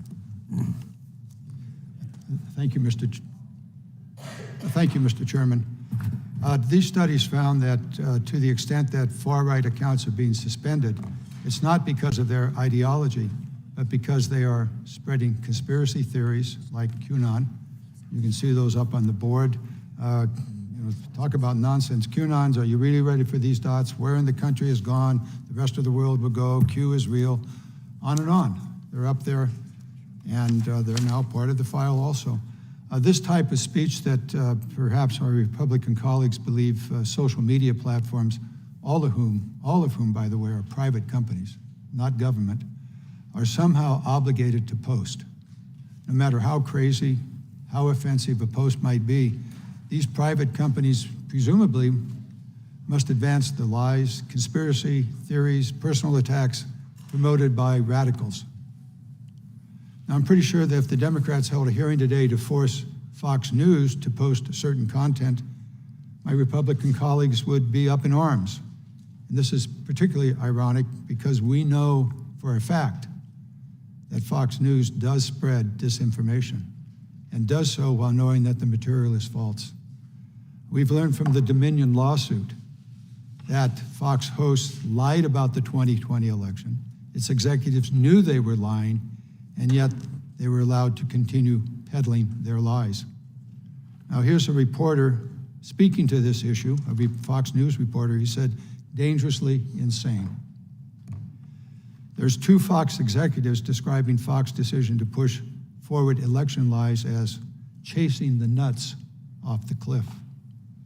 There are 2 other quotes, 2 other tweets that I think we ought to be aware of. And Fox News was promoting it. They were promoting Trump's lies. Quote up there, big protest in DC on January 6th. Be there, will be wild. A call to arms, and all of us in this building know the result of that call. A second one, Mike Pence didn't have the courage to do what needed to be done to protect our country. This is the speech that my Republican colleagues would have us to believe is being wrongly, quote unquote, censored by social media companies. It's offensive, it's absurd. No private company has an obligation to amplify anything, and especially not messages that strike at the heart of our democracy. I yield back. The gentleman yields back. The gentleman from Utah is recognized for 5 minutes. Thank you, Chairman. Thank you, witnesses, for being here. I suppose this is maybe a little bit outside your comfort zone. You didn't find yourself with this kind of attention when you began this endeavor, but I appreciate the courage and the commitment you've made to doing that. We may not agree on a lot of things when it comes to policy and politics, but I think we agree on our concern regarding the topic today. And I'll actually follow on from my Democratic friend and colleague and the things that he has said, because I agree with him. Private companies, I mean, Twitter, Facebook, they can ban whoever they want. They can mute. They can deplatform. They can set up whatever policy they want, and they have the ability to do that. I don't care about that. I agree with that. They should have that authority. The thing that we're concerned about is when the federal government, by proxy, essentially contracts this out. Because the federal government can't ban speech. They can define time and place, but they cannot ban content. And anyone would be foolish to think that when the FBI comes to a private company and highlights speech and then would expect them to do nothing. Of course they would respond to that. The FBI knew they would respond to that. The FBI expected them to respond to that. And I could use a couple analogies if I could, and they sound dramatic, but they're exactly right. It's illegal for the United States to assassinate a foreign leader. It would be illegal for the United States to pay $3.2 million to someone to go assassinate a foreign leader. It's illegal in some cases for the United States, or not illegal, but we would have to have a policy debate whether we would invade another country. It would be illegal for the United States to pay a private company like the Wagner Group in Russia to go and fight their battles for them. And that's exactly what the FBI did here.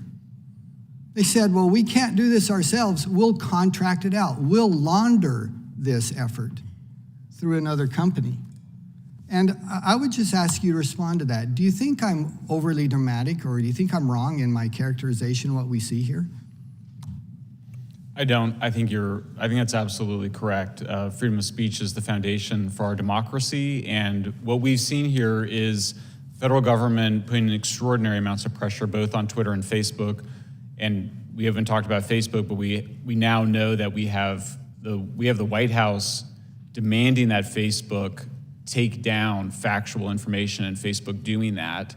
And with Matt's thread this morning, we saw the government contractors demanding the same thing of Twitter. Accurate information, they said, that needed to be taken down in order to advance a narrative. And I have to interrupt just to agree with you. For heaven's sakes, again, we've heard over here, well, they got to take, Fox News lies. There's a reason that 20% of the people trust media. Oh my gosh, if you want to have a conversation about lies and deception in the media, I would love to engage in that. Because we've seen plenty of it over the last 6 years, and it's not coming from just Fox News. New York Times, CBS, NBC, every single one of them were saying things that they knew was not true. And they didn't say it once, they said it for years. And the White House, again, trying to stifle things that they know is true, but it doesn't fit their narrative. And I got to give one illustration in the few minute I have left. When you have an agent, Mr. Chan, who goes to his Twitter and says, please see below list of Twitter accounts which we believe violate your terms of service. I mean, how do you respond to that and defend that? Yeah, FBI should be looking at other private companies' policies and then highlighting, hey, these people might be violating your policies. Either one of you, Mr. Taibbi. If I could, I think thank you, Mr. Congressman, and there's an important point. In conjunction with our own research, there's the Foundation for Freedom Online, which, there's a very telling video that they uncovered where the director of Stanford's Election Integrity Partnership talks about how CISA, the DHS agency, didn't have the capability to do election monitoring, and so that they kind of stepped in to fill the gaps legally before that capability could be amped up. And what we see in the Twitter files is that Twitter executives did not distinguish between DHS or CISA and this group EIP. For instance, we would see a communication that said, from CISA escalated by EIP. So they were essentially identical in the eyes of the company. EIP, by its own data, and this is in reference to what you brought up, Mr. Congressman, according to their own data, they significantly targeted more what they call disinformation on the right than on the left by a factor, I think, of about 10 to 1. So, and I say that as not a Republican at all, it's just a fact of what we're looking at. So yes, we have come to the realization that this bright line that we imagine that exists between, say, the FBI or the DHS or the GEC and these private companies is illusory, and that what's more important is this constellation of kind of quasi-private organizations that do this work. Well, and we're over time, so I'll conclude with reemphasizing this. By a factor of 10 to 1, they tried to mute conservative thought. And the federal government cannot contract out suppression of free expression. Chairman, thank you. Thank you. Gentleman's time has expired. The gentlelady from Texas is recognized for 5 minutes. Thank you, Mr. Speaker. I did that last time. I apologize, Mr. Chairman. Mr. Taibbi, I want to follow up a little bit on the ranking member's questions. When was the first time that Mr. Musk approached you about writing the Twitter files? Again, Congresswoman, that would... I just need a date, sir. But I can't give it to you, unfortunately, because this is a question of sourcing, and I don't give up. I'm a journalist. I don't reveal my source. It's a question of chronology. No, that's a question because of sourcing. Because you earlier said that someone had sent you through the internet some message about whether or not you would be interested in some information. Yes, and I refer to that person as a source. So you're not going to tell us when Musk first approached you? Again, Congressman, you're asking me to you're asking a journalist to reveal a source. So then you consider Mr. Musk to be the direct source of all this? No, now you're trying to get me to say that he is the source. I just can't answer your question. Well, he isn't. If you're telling me you can't answer because it's your source, well, then the only logical conclusion is that he is, in fact, your source. Well, you're free to conclude that. Well, sir, I just don't understand. You can't have it both ways, but let's move on because no, he can. He's a journalist. No, he can't because either Musk is the source and he can't talk about it, or Musk is not the source. And if Musk is not the source, then he can discuss No one his has yielded. The gentlelady's out of order. You don't get to speak. She's out of order because he's interrupted. The gentlelady's not Recognized. recognized. You're not recognized, Mr. He has not said that. What he has said is he's not going to reveal his source, and the fact that Democrats are pressuring him to do so is such a violation. We're asking him about his conversations with Musk. The gentlelady has not yielded you time. You don't get I have to not just talk yielded over time her. to anybody. I want to reclaim my time, and I would ask the chairman to give me back some of the time because of the interruption. Mr. Chairman, I am asking you if you will give me the seconds that I lost. We will give you that 10 seconds. Thank you. Now, let's talk about another item that when you responded to the ranking member. You said that you had free license to look at everything, but yet you yourself posted on your I guess it's kind of like a web page. I don't quite understand what Substack is, but that what I can say is that in exchange for the opportunity to cover a unique and explosive story, I had to agree to certain conditions. What were those conditions? She asked you that question, and you said you had none, but you yourself posted that you had conditions. No, the conditions, as I've explained multiple times. No, sir, you've not explained. You told her in response to her question that you had no conditions. In fact, you kind of used the word license, that you were free to look at all of them, all 100,000 emails. The question was posed, was I free to write about? Sir, did you have any conditions? The condition was that we published on Twitter. Sir, did you have any conditions, yes or no? A simple question. Yes. All right, could you tell us what conditions those were? The conditions were an attribution, sources at Twitter, and that we break any news on Twitter. But you didn't break it on Twitter. Did you send the file that you released today to Twitter first? Did I send the? Sir, actually, I did. Yes. Yeah. Did you send it to Twitter first? The Twitter that was files one of the thread? conditions. Yes or no, sir? The Twitter files thread actually did come out first. But sir, you said earlier that you had to attribute all the sources to Twitter first. what you released today, did you send that to Twitter first? No. I posted it on Twitter. First, sir.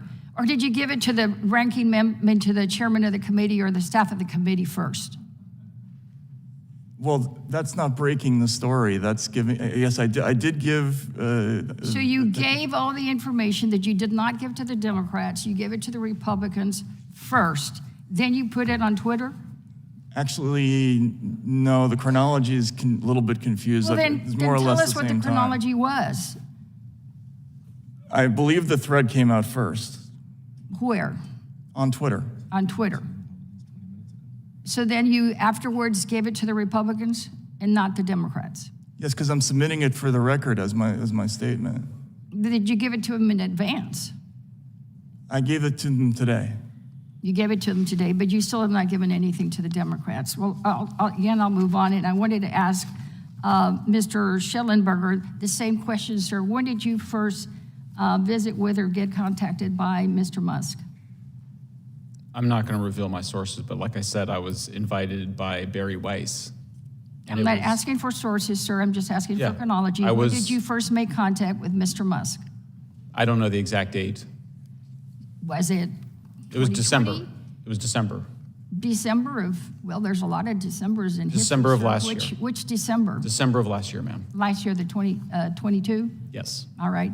Now, in your discussion, in your answer, you also said that you were invited by a friend, Barry Weiss? My friend Barry Weiss.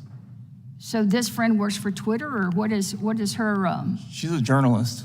Sir, I didn't ask you a question. I'm now asking Mr. Shellenberger a question. Please Yes, do ma'am. not Barry Weiss interrupt. is a journalist. I'm sorry, sir? She's a journalist. She's a journalist. So you work in concert with her? Yeah. Do you know when she first was contacted by Mr. Musk? I don't know. You don't know. So you're in this as a threesome? There was many more people involved than that. There was many more people involved with that. Are you being paid to be here today, either through consulting fees, No, campaign contribution to your absolutely next not. run? Gentlelady's Absolutely time Do you have is an interview gentlelady's scheduled after time this is hearing? expired. Absolutely not. Gentlelady's time is Thank you. expired. Thank you. I don't know what to say other than I'll recognize the gentleman from North Dakota for 5 minutes. Thank you, Mr. Chairman, and I'll yield my 5 minutes Oh, to you. I appreciate the gentleman yielding. I do think it's worth pointing out that, I have co-sponsored, I think some of my colleagues have co-sponsored the SHIELD Act in previous Congresses with Democrats to protect what we see them trying to do today, protect journalists from having to reveal their sources to government. That used to be a shared position in the Congress. Unfortunately, as we're seeing now, multiple occasions, it's not the position anymore. Mr. Shellenberger, I want to go to Twitter Files Part 7. I related a lot of what you put in there in my opening statement. And I want to give you as much time as you want, because I'm going to read the very first sentence, because something jumped out at me when I read the first sentence. In Twitter Files number 7, the FBI and the Biden laptop. You say this: how the FBI and intelligence community discredited factual information about the Biden foreign business dealings both after and before the New York Post revealed the contents of his laptop on October 14th, 2020. And what kind of jumped out at me was the way you framed it, because you did it backwards from what it's normally said. Normally you would say, the sentence would read, foreign business dealings both before and after. But I assume you did that for a reason, because in fact, I think the next sentence, you say social media companies discredit leaked information about Hunter Biden before and after. You use the normal, customary way in the second sentence, but the first sentence strikes me as you were trying to emphasize the before component of that statement. And I want you to just walk us through why you said that, because when I read it, it certainly was an operation both before and after, as you said, after and before. Thank you, Mr. Chairman. Reading through the whole sweep of events, I do not know the extent to which the influence operation aimed at pre-bunking the Hunter Biden laptop was coordinated. I don't know who all was involved, but what we saw was, you saw Aspen and Stanford many months before then saying, don't cover the material in the hack and leak without emphasizing the fact that it could be disinformation. Okay, so they're priming journalists to not cover a future hack and leak in the way that journalists have long been trained to, in the tradition of the Pentagon Papers, made famous by the Steven Spielberg movie. They were saying, cover the fact that it probably came from the Russians. Then you have the former general counsel to the FBI, Jim Baker, the former deputy chief of staff to the FBI, both arriving at Twitter in the summer of 2020, which I find what an interesting coincidence. Then when the New York Post publishes its first article on October 14th, it's Jim Baker who makes the most strenuous argument within Twitter. Multiple emails, multiple messages saying this doesn't look real. There's intelligence experts saying that this could be Russian disinformation. He is the most strenuous person inside Twitter arguing that it's probably Russian disinformation. The internal evaluation by Yoel Roth, who testified in front of this committee, was that it was what it looked to be, which was that it was not a result of a hack and leak operation. And why did he think that? Because the New York Post had published the FBI subpoena taking the laptop in December of 2019, and they published the agreement that the computer store owner had with Hunter Biden that gave him permission after he abandoned the laptop to use it however he wanted. So there really wasn't much doubt about the provenance of that laptop, but you had Jim Baker making a strenuous argument, and then of course you get to a few days after the October 14th release, you have the President of the United States echoing what these former intelligence community officials were saying, which is that it looked like a Russian influence operation. Yeah.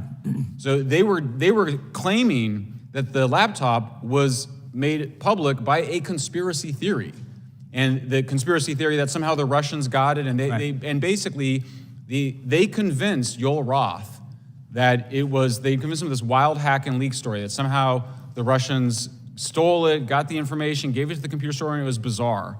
So you read that chain of events, and it appears as though there is an organized influence operation to pre-bunk. Why? Why do you think they could predict the time, the method, and the person? Why could the FBI predict it? Not only did they predict it, they predicted it, so did the Aspen Institute. Seemed like everyone was in the know saying, here's what's gonna happen, we can read the future. How do you think they were able to do that? I think the most important fact to know is that the FBI had that laptop in December 2019. They were also spying on Rudy Giuliani when he got the laptop and when he gave it to the New York Post. Now, maybe the FBI agents who were going to Mark Zuckerberg at Facebook and to Twitter executives and warning of a hack and leak, potentially involving Hunter Biden, maybe those guys didn't have anything to do with the guys that had the laptop. We don't know that. I know. But I have to say, as a newcomer to this, as somebody that thought it was Russian disinformation in 2020, everybody I knew thought it was Russian. I was shocked to see that series of events going on. It looked to me like a deliberate influence operation. I don't have the proof of it, but the circumstantial evidence is pretty disturbing. It's pretty overwhelming. Thank you, Mr. Shellenberger. Now recognize the gentleman from New York, Mr. Goldman, for 5 minutes. Oh, I think it's Mr. Allred first. Oh, I'm sorry. You just walked in. Recognize the gentleman from Texas. Go right ahead. Well, thank you, Mr. Chair. I'd like to ask unanimous consent to enter a few tweets into the record. Sure. Can you identify the tweets? Let's see. I think staff should have them. Could we put the tweets up on the screen?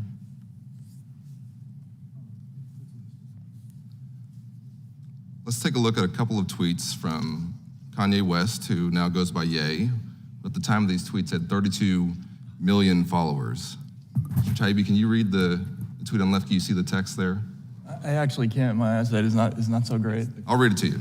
It says, I'm a bit sleepy tonight, but when I wake up, I'm going DEFCON 3 on Jewish people, in all caps. The funny thing is, I actually can't be anti-Semitic because black people are actually Jew. Also, you guys have toured with me and tried to blackball anyone who ever opposes your agenda. And can you see the tweet next to it? I can, yes. Would you describe it? It's a Star of David, the swastika in the middle of it? Yes. Should those tweets have been taken down by Twitter? I think it's a difficult question. Hate speech is protected in the United States. One of my heroes growing up was the Ukraine-born author Isaac Babel. He gave a speech at the first Soviet Writers' Congress, and he was asked if any important rights had been taken away. And he sarcastically answered, no, the only rights that have been taken away are the right to be wrong. And the crowd laughed, but he was making an important point, which is that in a free country, you can't have freedom without the freedom to be wrong. Let's move on to a couple of other tweets, not from somebody with 32 million followers. This one says, Elon now controls Twitter.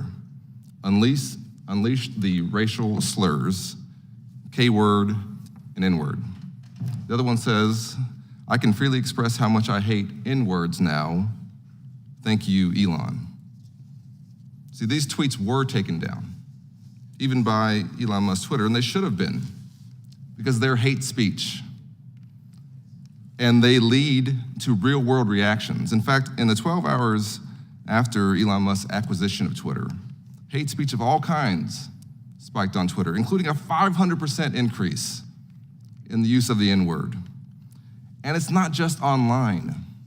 From 2020 to 2021, hate crimes rose almost 44% in major cities. So hate speech online has real impacts in life.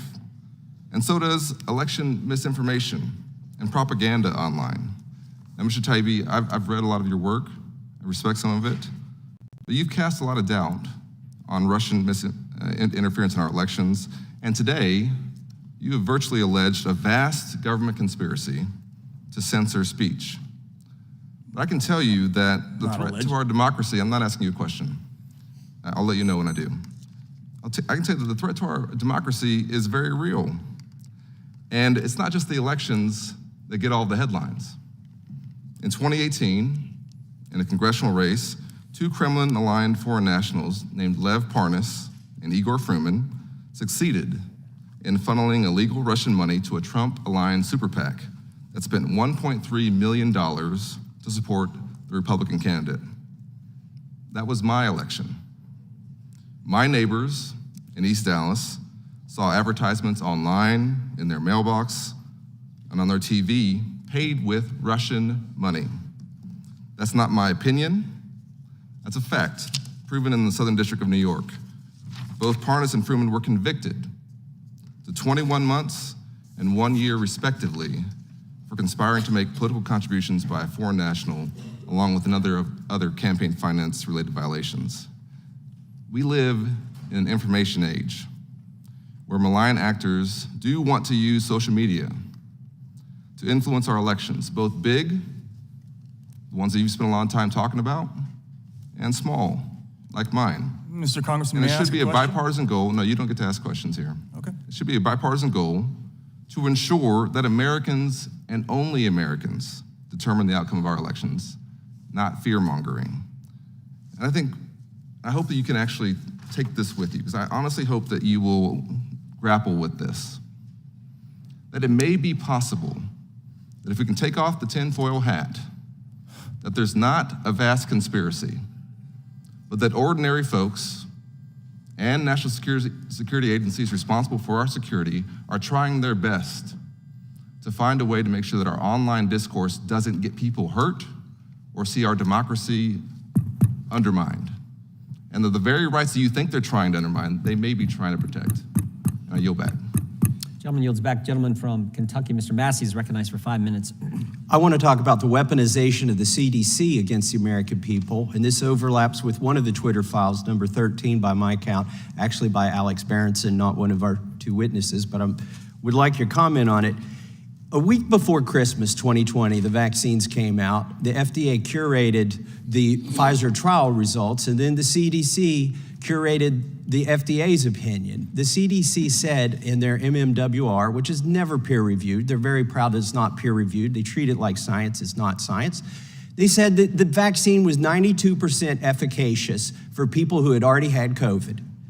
The Pfizer trial data said no such thing. In fact, there was no support for that claim. So I called up the head of the CDC, recorded the conversation, the head in Washington, D.C.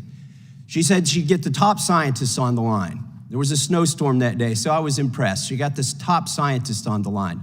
They said I was eagle-eye Massey. They couldn't believe how that statement had made it into their report and that I was absolutely correct. There was no support for it. So I said, how are you going to fix it? You're going to redact it? You're going to change it? What are you going to do? They said, we'll do all of that. I said, great. A month later, it was still on their website. I made some more phone calls. They brought in an old hand, an old fixer, Dr. Shushat.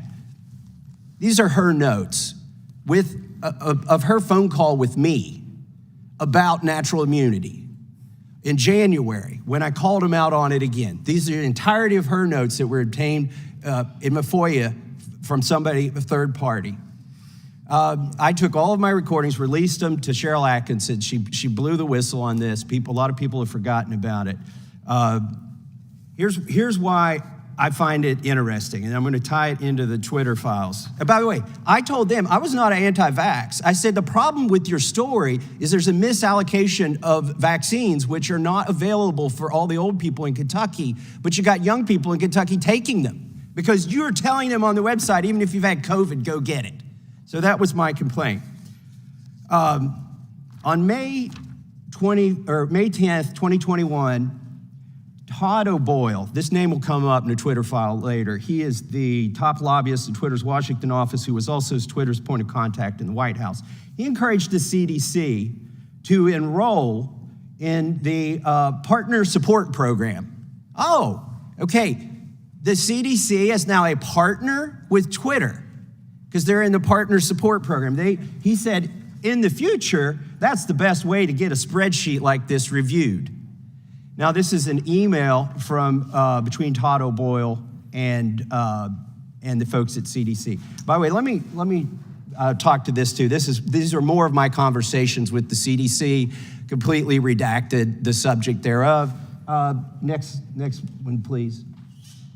I also found as a result of the FOIA, CDC tracks every tweet that a congressman puts out. Not just Republican, but Democrat. They keep a spreadsheet. They make it every week.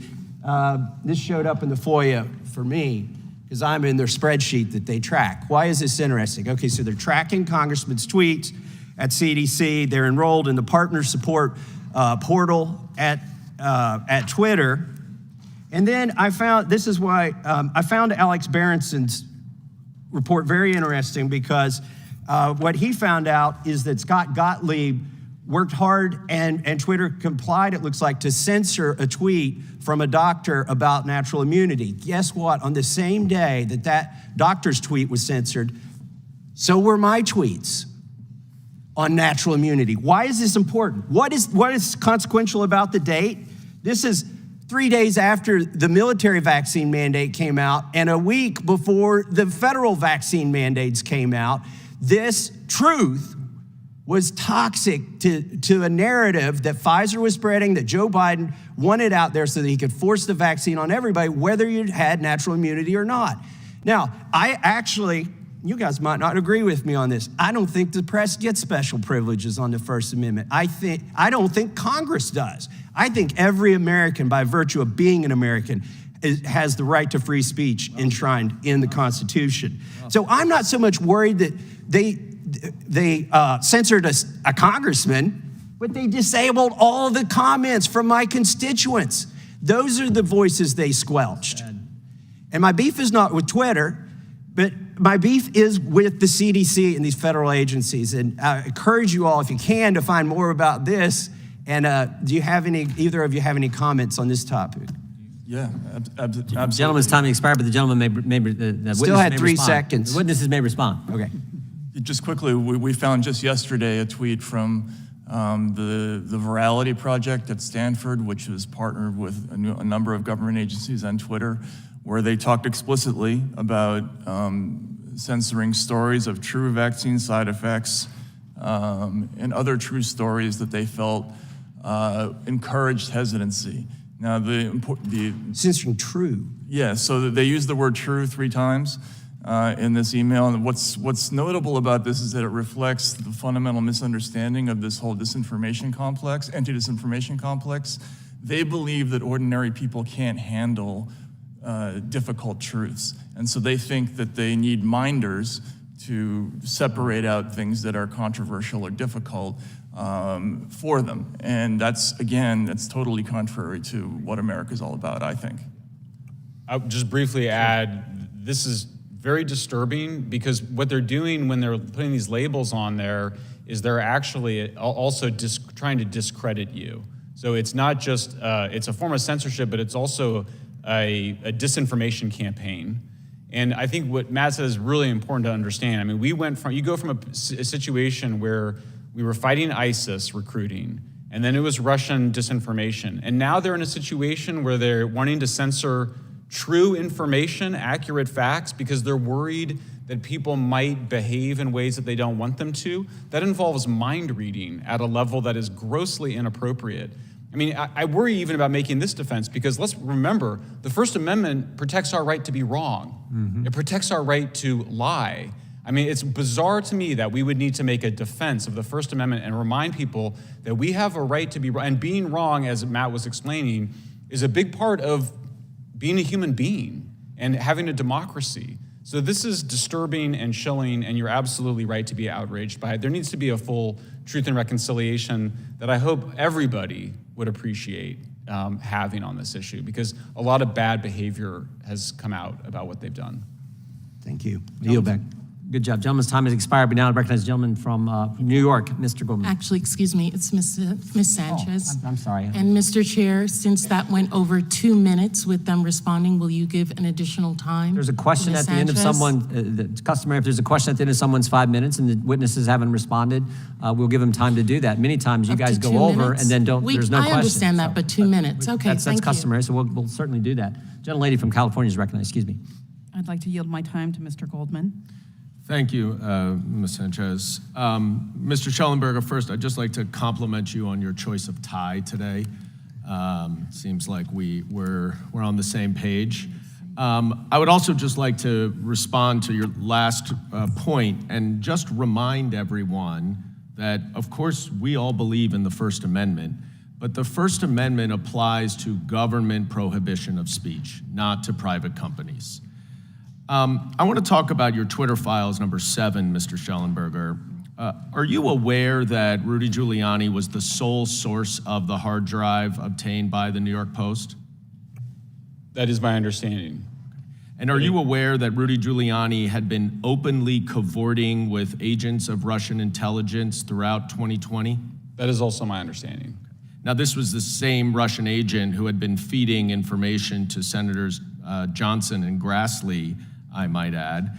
But also, are you aware that Rudy Giuliani told the New York Times that he did not want anyone to do an analysis of the hard drive until it was published? I was not aware of that exactly, but... But you don't dispute it? I don't dispute it. And are you aware that one of the New York Post reporters for the Hunter Biden story refused to put his byline on the story? Yes. And are you aware that Fox News called the story, quote, very sketchy, unquote?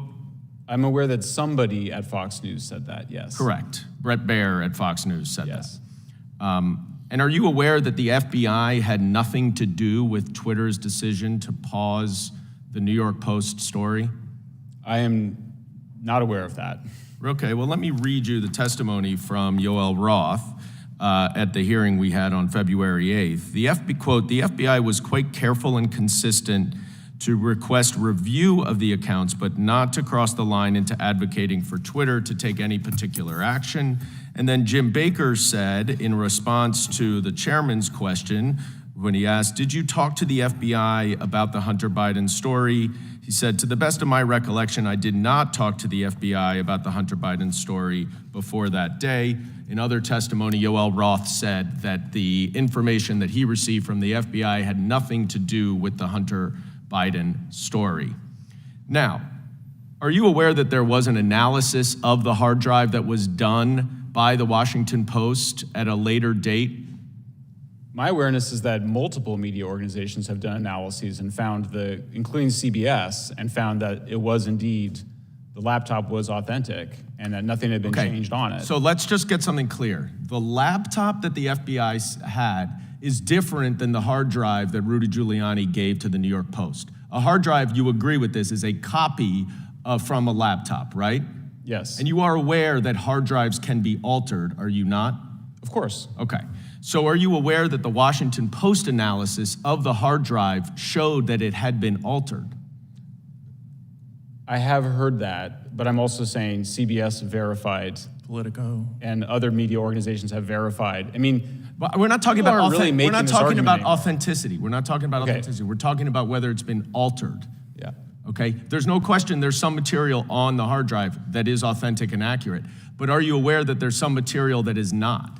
My understanding is that there are copies of the hard drive that have been tampered with, and that media organizations, including CBS, have verified that the laptop in question was not tampered with. I don't know what the laptop in question, but let's move on, because you said in your Twitter files, am I correct, that every single fact in the New York Post story was accurate? Yes. Okay. Do you recall that the first paragraph of that Post story said that then Vice President Joe Biden pressured Ukraine to fire its prosecutor general because he was investigating Burisma, where Hunter Biden was on the board? Yes. Okay. I have here, which I'd like to enter into the record, the Trump-Ukraine Impeachment Inquiry Report, 300 pages by the House Intelligence Committee. Did you review this report before you said that every fact in this story was accurate? Without objection, the material be entered in the record.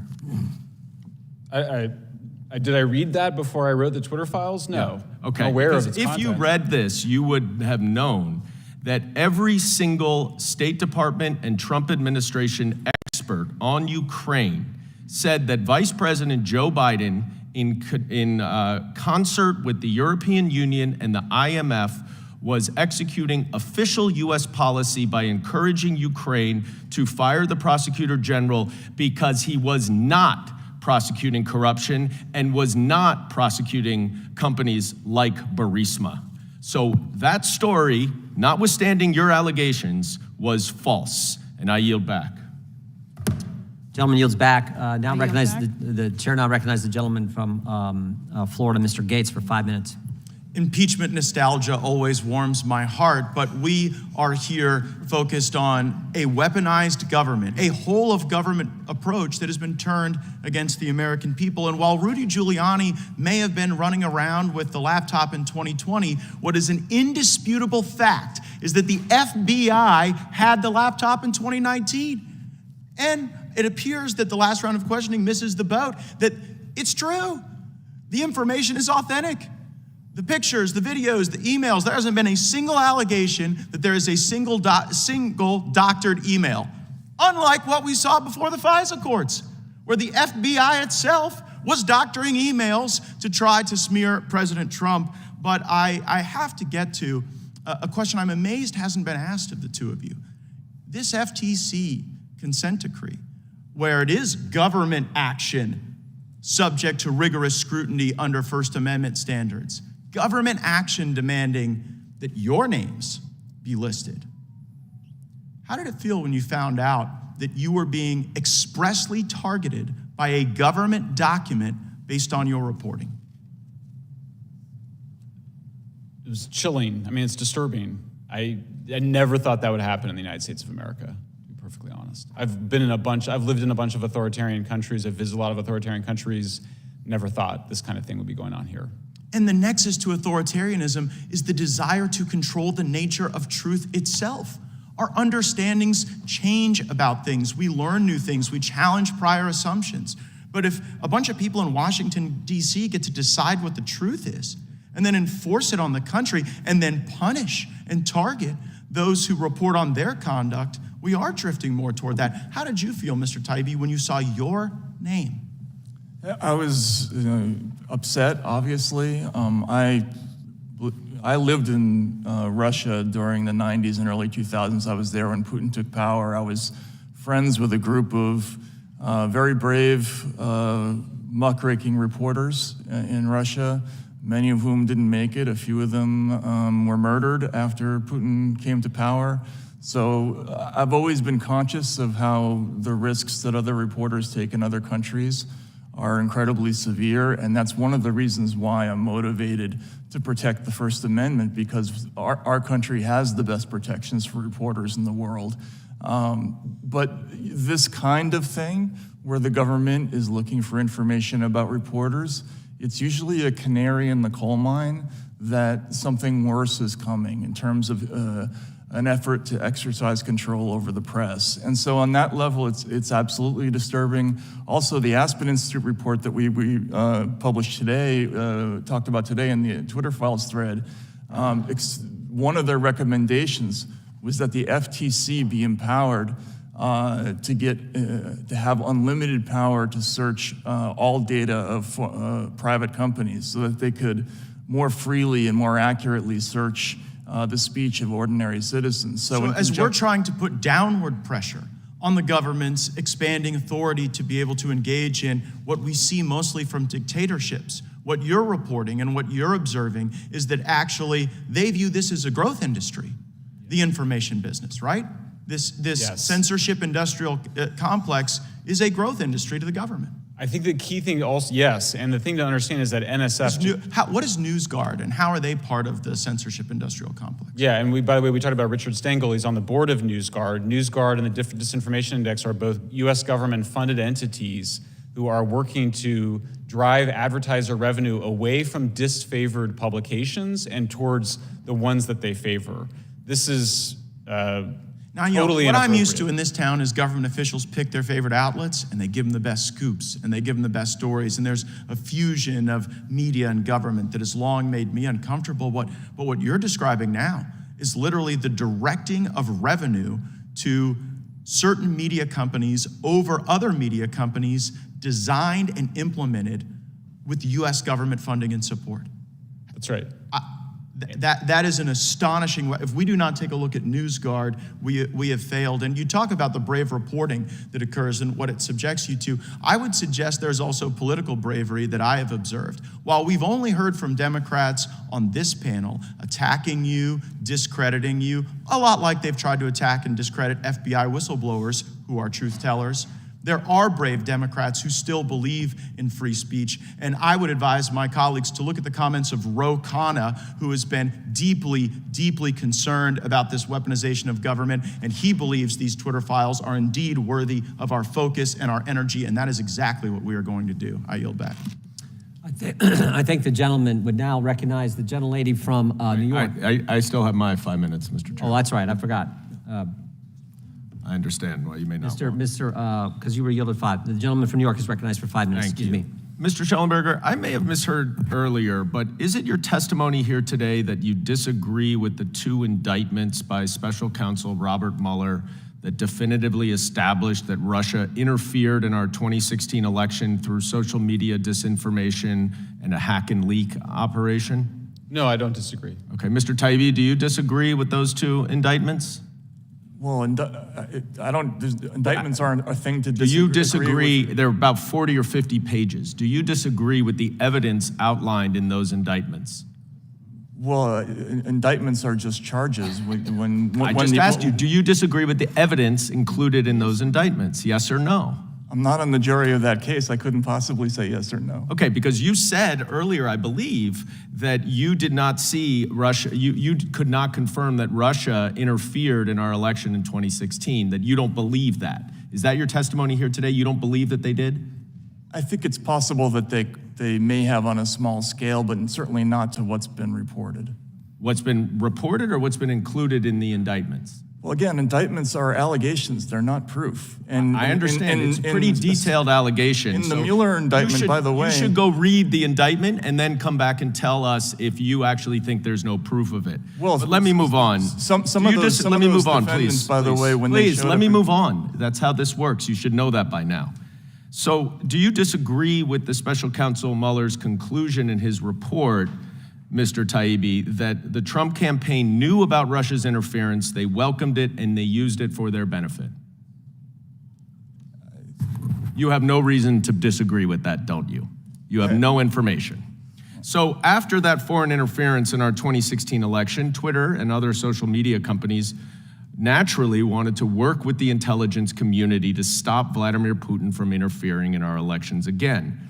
Mr. Taibbi, do you think it's a legitimate pursuit of the FBI to try to stop foreign interference in our elections? Again, sir, will I be allowed to answer this question, or? It's a yes or no question. Do you think it's a legitimate pursuit of the FBI? It's not a yes or no answer. No. I'm not asking how. I'm saying, as an objective, do you think it's a legitimate objective of the FBI to stop foreign interference in our elections? I think it's a legitimate objective to stop actual foreign interference. Okay. I mean, I don't know what the difference is, but that's fine. Well, since Russia used social media disinformation, according to Special Counsel Mueller, I understand you may disagree with the allegations, to interfere in our 2016 elections, are you trying to say that the FBI had no basis to inform social media companies about efforts to potentially interfere in our elections after 2016? I can tell you that I read internal Twitter emails where Twitter expressly talked about the fact that the FBI couldn't possibly know more than they did about whether or not there was Russian interference, and that in fact, even they couldn't determine which accounts were actually IRA and which ones weren't. Okay, I understand you like to filibuster. That was not an answer to my question, but I'll move on. Mr. Shellenberger, in all of the emails that you reviewed, did the FBI ever direct Twitter to take down any accounts or remove any posts? Yes. They directed Twitter to remove them, or they said these may violate your terms and services? Yes. I think that's an accurate use of the word direct. They said these may violate. You think that saying that Yes, these I may do. violate your terms and conditions is the same as directing them to take an account down? Yeah, I mean, I think if a police officer says, all right, well, you broke the law. Very helpful. That's very helpful. I'm glad to know that you think flagging something for a private company to make a decision about what they should do is a direction. Now, Mr. Chairman, you have repeatedly said that this committee is all about protecting the First Amendment. And what's unfortunate here is that we are talking about Twitter, and that we are not talking about Republican government officials around the country who are banning books. And we are not talking about... Would the gentleman yield? No, I will not. And we are not talking about Donald Trump jailing his former counsel to prohibit him from publishing a book that the president did not want. The former president literally jailed his enemy. And we're here talking about Twitter. Twitter. And even with Twitter, you cannot find actual evidence of any direct government censorship of any lawful speech. And when I say lawful, I mean non-criminal speech, because plenty of speech is non-criminal. I'll give you one. The gentleman's time to expire. I'd ask unanimous consent to enter into the record the following email from Clark Humphrey, Executive Office of the Presidency, White House Office, January 23rd, 2021. That's the Biden administration, 4:39 a.m. Hey, folks. This goes to Twitter. Hey, folks, wanted to use the term they used the term Mr. Goldman just used. Wanted to flag the below tweet, and I'm wondering if we can get moving on the process for having it removed ASAP. Boom. That is. Could you read the below tweet? And then if we can keep an eye out for tweets that fall in this same genre, that would be great. This is a tweet on the very issue that Thomas Can you just, for the fullness of the record, can you read because I've not seen this, can you read the tweet that it's referencing? I don't have the tweet here with me, but the gentleman's point was, tell us, you said no time did government try to tell Twitter to take that, to explicitly remove something, and no, I said explicitly remove lawful speech. Lawful speech. We're going to conflate. The First Amendment is not absolute. Twitter, this is something from Robert Kennedy Jr. But for the record, I assume that's lawful speech. As a point of order, Mr. Chair. Because Robert Kennedy Jr. said it? That's why it's lawful speech? Just a minute, Mr. Goldman. But all I'm saying is you said in no time did the government explicitly say to take a tweet down. Here we have it, right here. From the White House. They couldn't even wait 2 days. 2 days into this administration, they were asked Twitter to take something down, and we will get you the underlying tweet. Thank With that, you. I recognize the gentlelady from New York. Will you place it into the record as well, sir? The underlying tweet? Robert Kennedy Jr. Is talking about he's talking about Hank Aaron's death after he received the vaccine. That's what the tweet's about. We'll get you a copy. Thank you. Mr. Chairman, I would say one thing. That's certainly lawful. Mr. Chairman, I ask unanimous consent to enter the tweet that you referenced into the record of the committee. Without objection, we'll enter that into the record, along with the statement from the White House, the Biden White House, 2 days into the administration, when they're directly attacking people's First Amendment liberties. With that, I recognize the gentlelady from New York for 5 minutes. I want to yield to Mr. Johnson. Thank you. Just to point out quickly that Mr. Goldman is proving himself to be a master of obfuscation. He said, the First Amendment applies to government censorship of speech and not private companies. But what we're talking about and what the chairman just illustrated is that what we have here and what your Twitter files show is the federal government has partnered with private companies to censor and silence the speech of American citizens. I yield back to the gentlelady. I just came from an open hearing with FBI Director Chris Wray, and he said under oath that no one from the FBI communicated with Twitter regarding the Hunter Biden laptop story. Based upon both of your courageous reporting, can you address that? I mean, we saw, I mean, like I said, we don't know. I mean, so at this point, we just have to take his word on it. But what we saw was a huge amount of FBI communications to Twitter. We saw the former deputy chief of staff, the former general counsel showing up at Twitter right at the critical period. So I find a lot of suspicious activity. I would like to ask him a bunch of questions about that because I find it very suspicious and unresolved. Mr. Taibbi, do you have comments on that?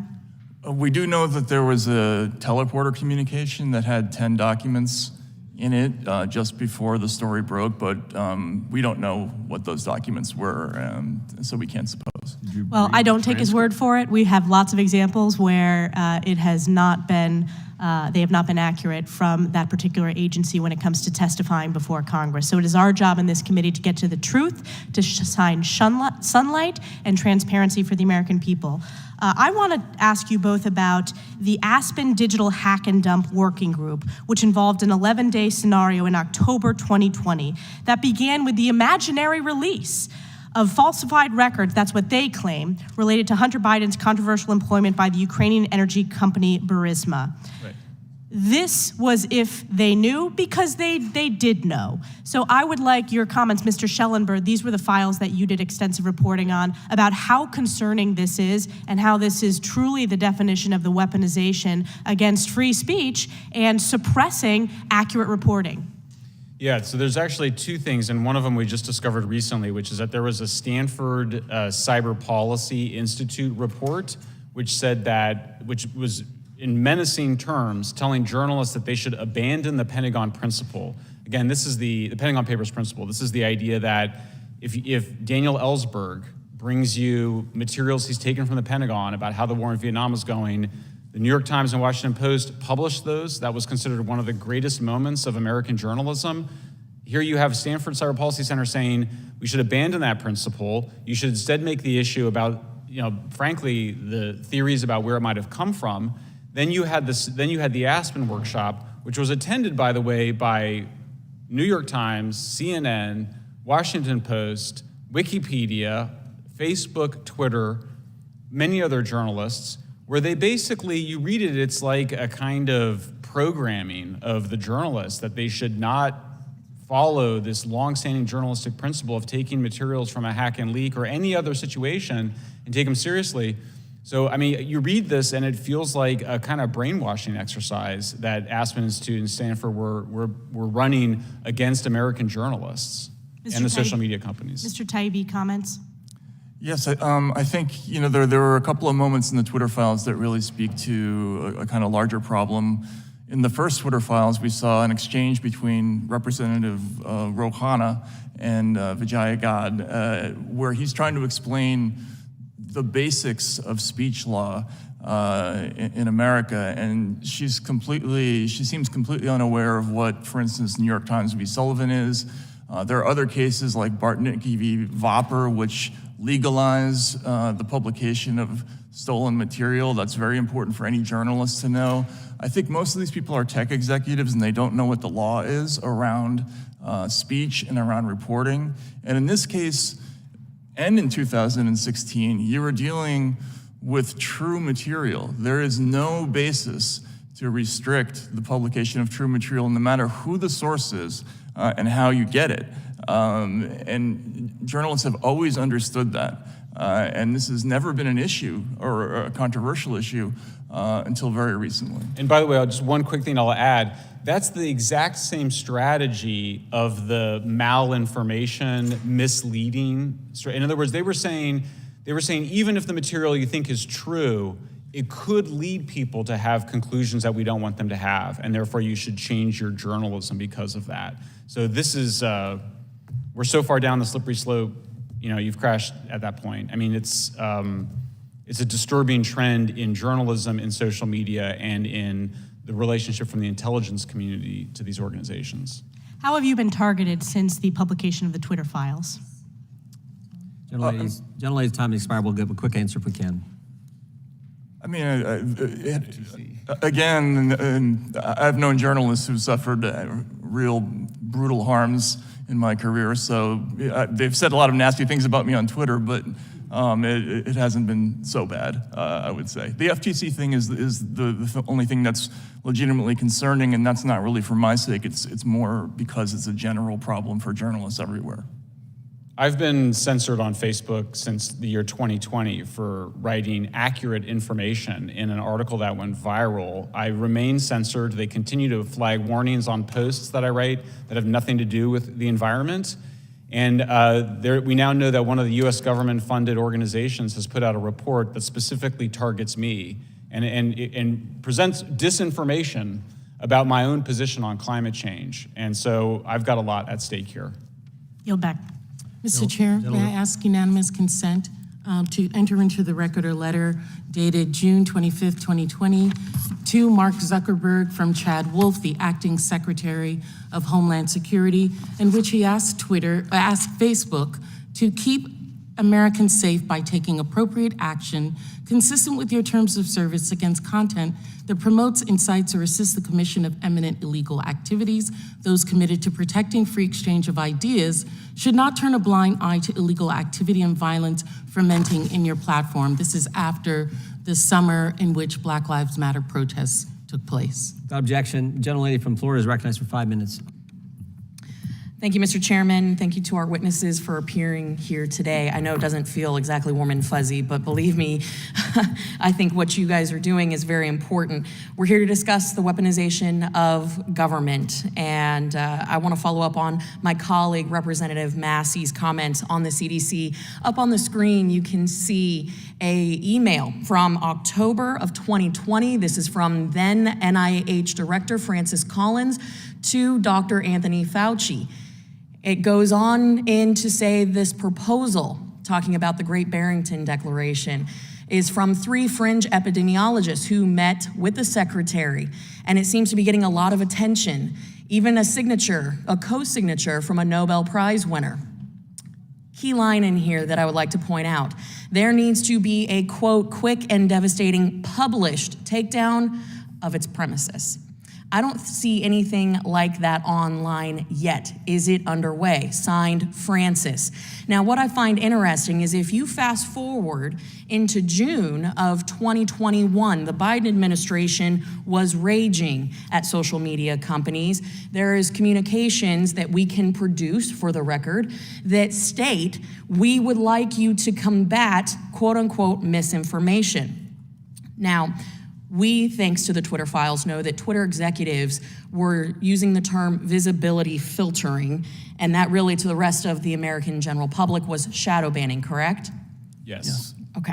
So all of a sudden, we saw a rash of blacklists created by Twitter at the highest levels that were taking down some of the signatories and creators of this very Barrington Declaration, correct? This is to both of you. I haven't seen that, but... I haven't seen that either. So would you agree that there was a blacklist created in 2021? Sorry, yes, Jay Bhattacharya, the Stanford professor who I don't think anybody considers a fringe epidemiologist, was indeed, I'm sorry, I didn't piece it together. He was indeed visibility filtered. Correct. And so this blacklist that was created that really was used to deplatform, reduce visibility, Yes. create lists internally where people couldn't even see their profiles. That was used against doctors and scientists who produced information that was contrary to what the CDC was putting out, despite the fact that we now know that what they were publishing had scientific basis and in fact was valid. Absolutely, and not only that, but these are secret blacklists. So Professor Bhattacharya had no idea he was on it. I mean, this is East Germany Stasi kind of behavior. That's what this is. And the Great Barrington Declaration, by the way, I was skeptical of it at the time, but it actually now looks pretty good in terms of how response to COVID. But even if it was totally wrong, it still deserved, I mean, this is the whole point of the First Amendment, is that I think we all have the experience of you're not right until you're wrong a lot. You know, you actually have to have that debate and that conversation. So by repressing that, we actually stifled, I think, a much broader conversation we could have had about how to effectively respond to COVID because they were secretly blacklisting people like Jay Bhattacharya. And I think to the bigger point that Americans are concerned about when it comes to the weaponization of government, this isn't Republican or Democrat issue, this is an American issue. You had individuals, millions of Americans, who in many cases were being mandated to take an experimental vaccine, and when those that wanted to consider taking it were trying to make an informed decision, you had opinions that were being silenced because it didn't fit a specific narrative pushed by the Biden administration, correct? Absolutely correct, and that's why we use the language of disfavored ideas and disfavored people, because it doesn't fall neatly among left and right lines. If there's anything going on here, it tends to be more of a disproportionate blacklisting of more populist voices, or just ideas that we would consider slightly outside of the Overton window, the mainstream opinion at the time, but the Overton window moves. And so the idea that you're just going to narrow the entire, what's acceptable on social media to what is mainstream at the time would basically freeze us and not allow the society to progress and for knowledge to grow and for the democracy to function. With the 14 seconds that I have left, Mr. Taibbi, if you'd like to weigh in on any of this that we have talked about and why this is a direct threat to Americans today, I would appreciate it. Just quickly, again, we yesterday discovered this email talking about the suppression of people telling their own stories of true vaccine side effects. So these are people who are telling about their own experiences, things that happen to them that are true, and they're being suppressed because what anti-disinformation does is the opposite of what the press does. They are aiming for what the narrative is, and they already know in advance what they're looking for, whereas a journalist goes into a story, does not know what the truth is. We often find that the thing we expect to find turns out to be completely different. They know in advance what they're looking for, and that's why this is so dangerous. My time has expired. I yield back. Thank you, too. The gentlelady yields back. I want to thank our witnesses for being here today, and I think maybe if we can get this right and stop this, and what legislation, appropriation, whatever it takes, we can stop this. I think in the future, people will look back and look at your courage as people in journalism, in the press, to come here with what you've been facing, what you've had to endure, and now with the idea that the FTC is coming after you. That's something that I think is pretty darn important and certainly noteworthy. So we appreciate you sitting here for 2.5 hours, taking the questions you did, but giving so much valuable information to this committee, who is certainly on our side, committed to protecting the First Amendment and people's right to speak. So that concludes today's hearing. Again, we thank you both for being here. Without objection, all members will have 5 legislative days to submit additional written questions for the witnesses or additional materials for the record. Without objection, the hearing is adjourned. Thank you, sir.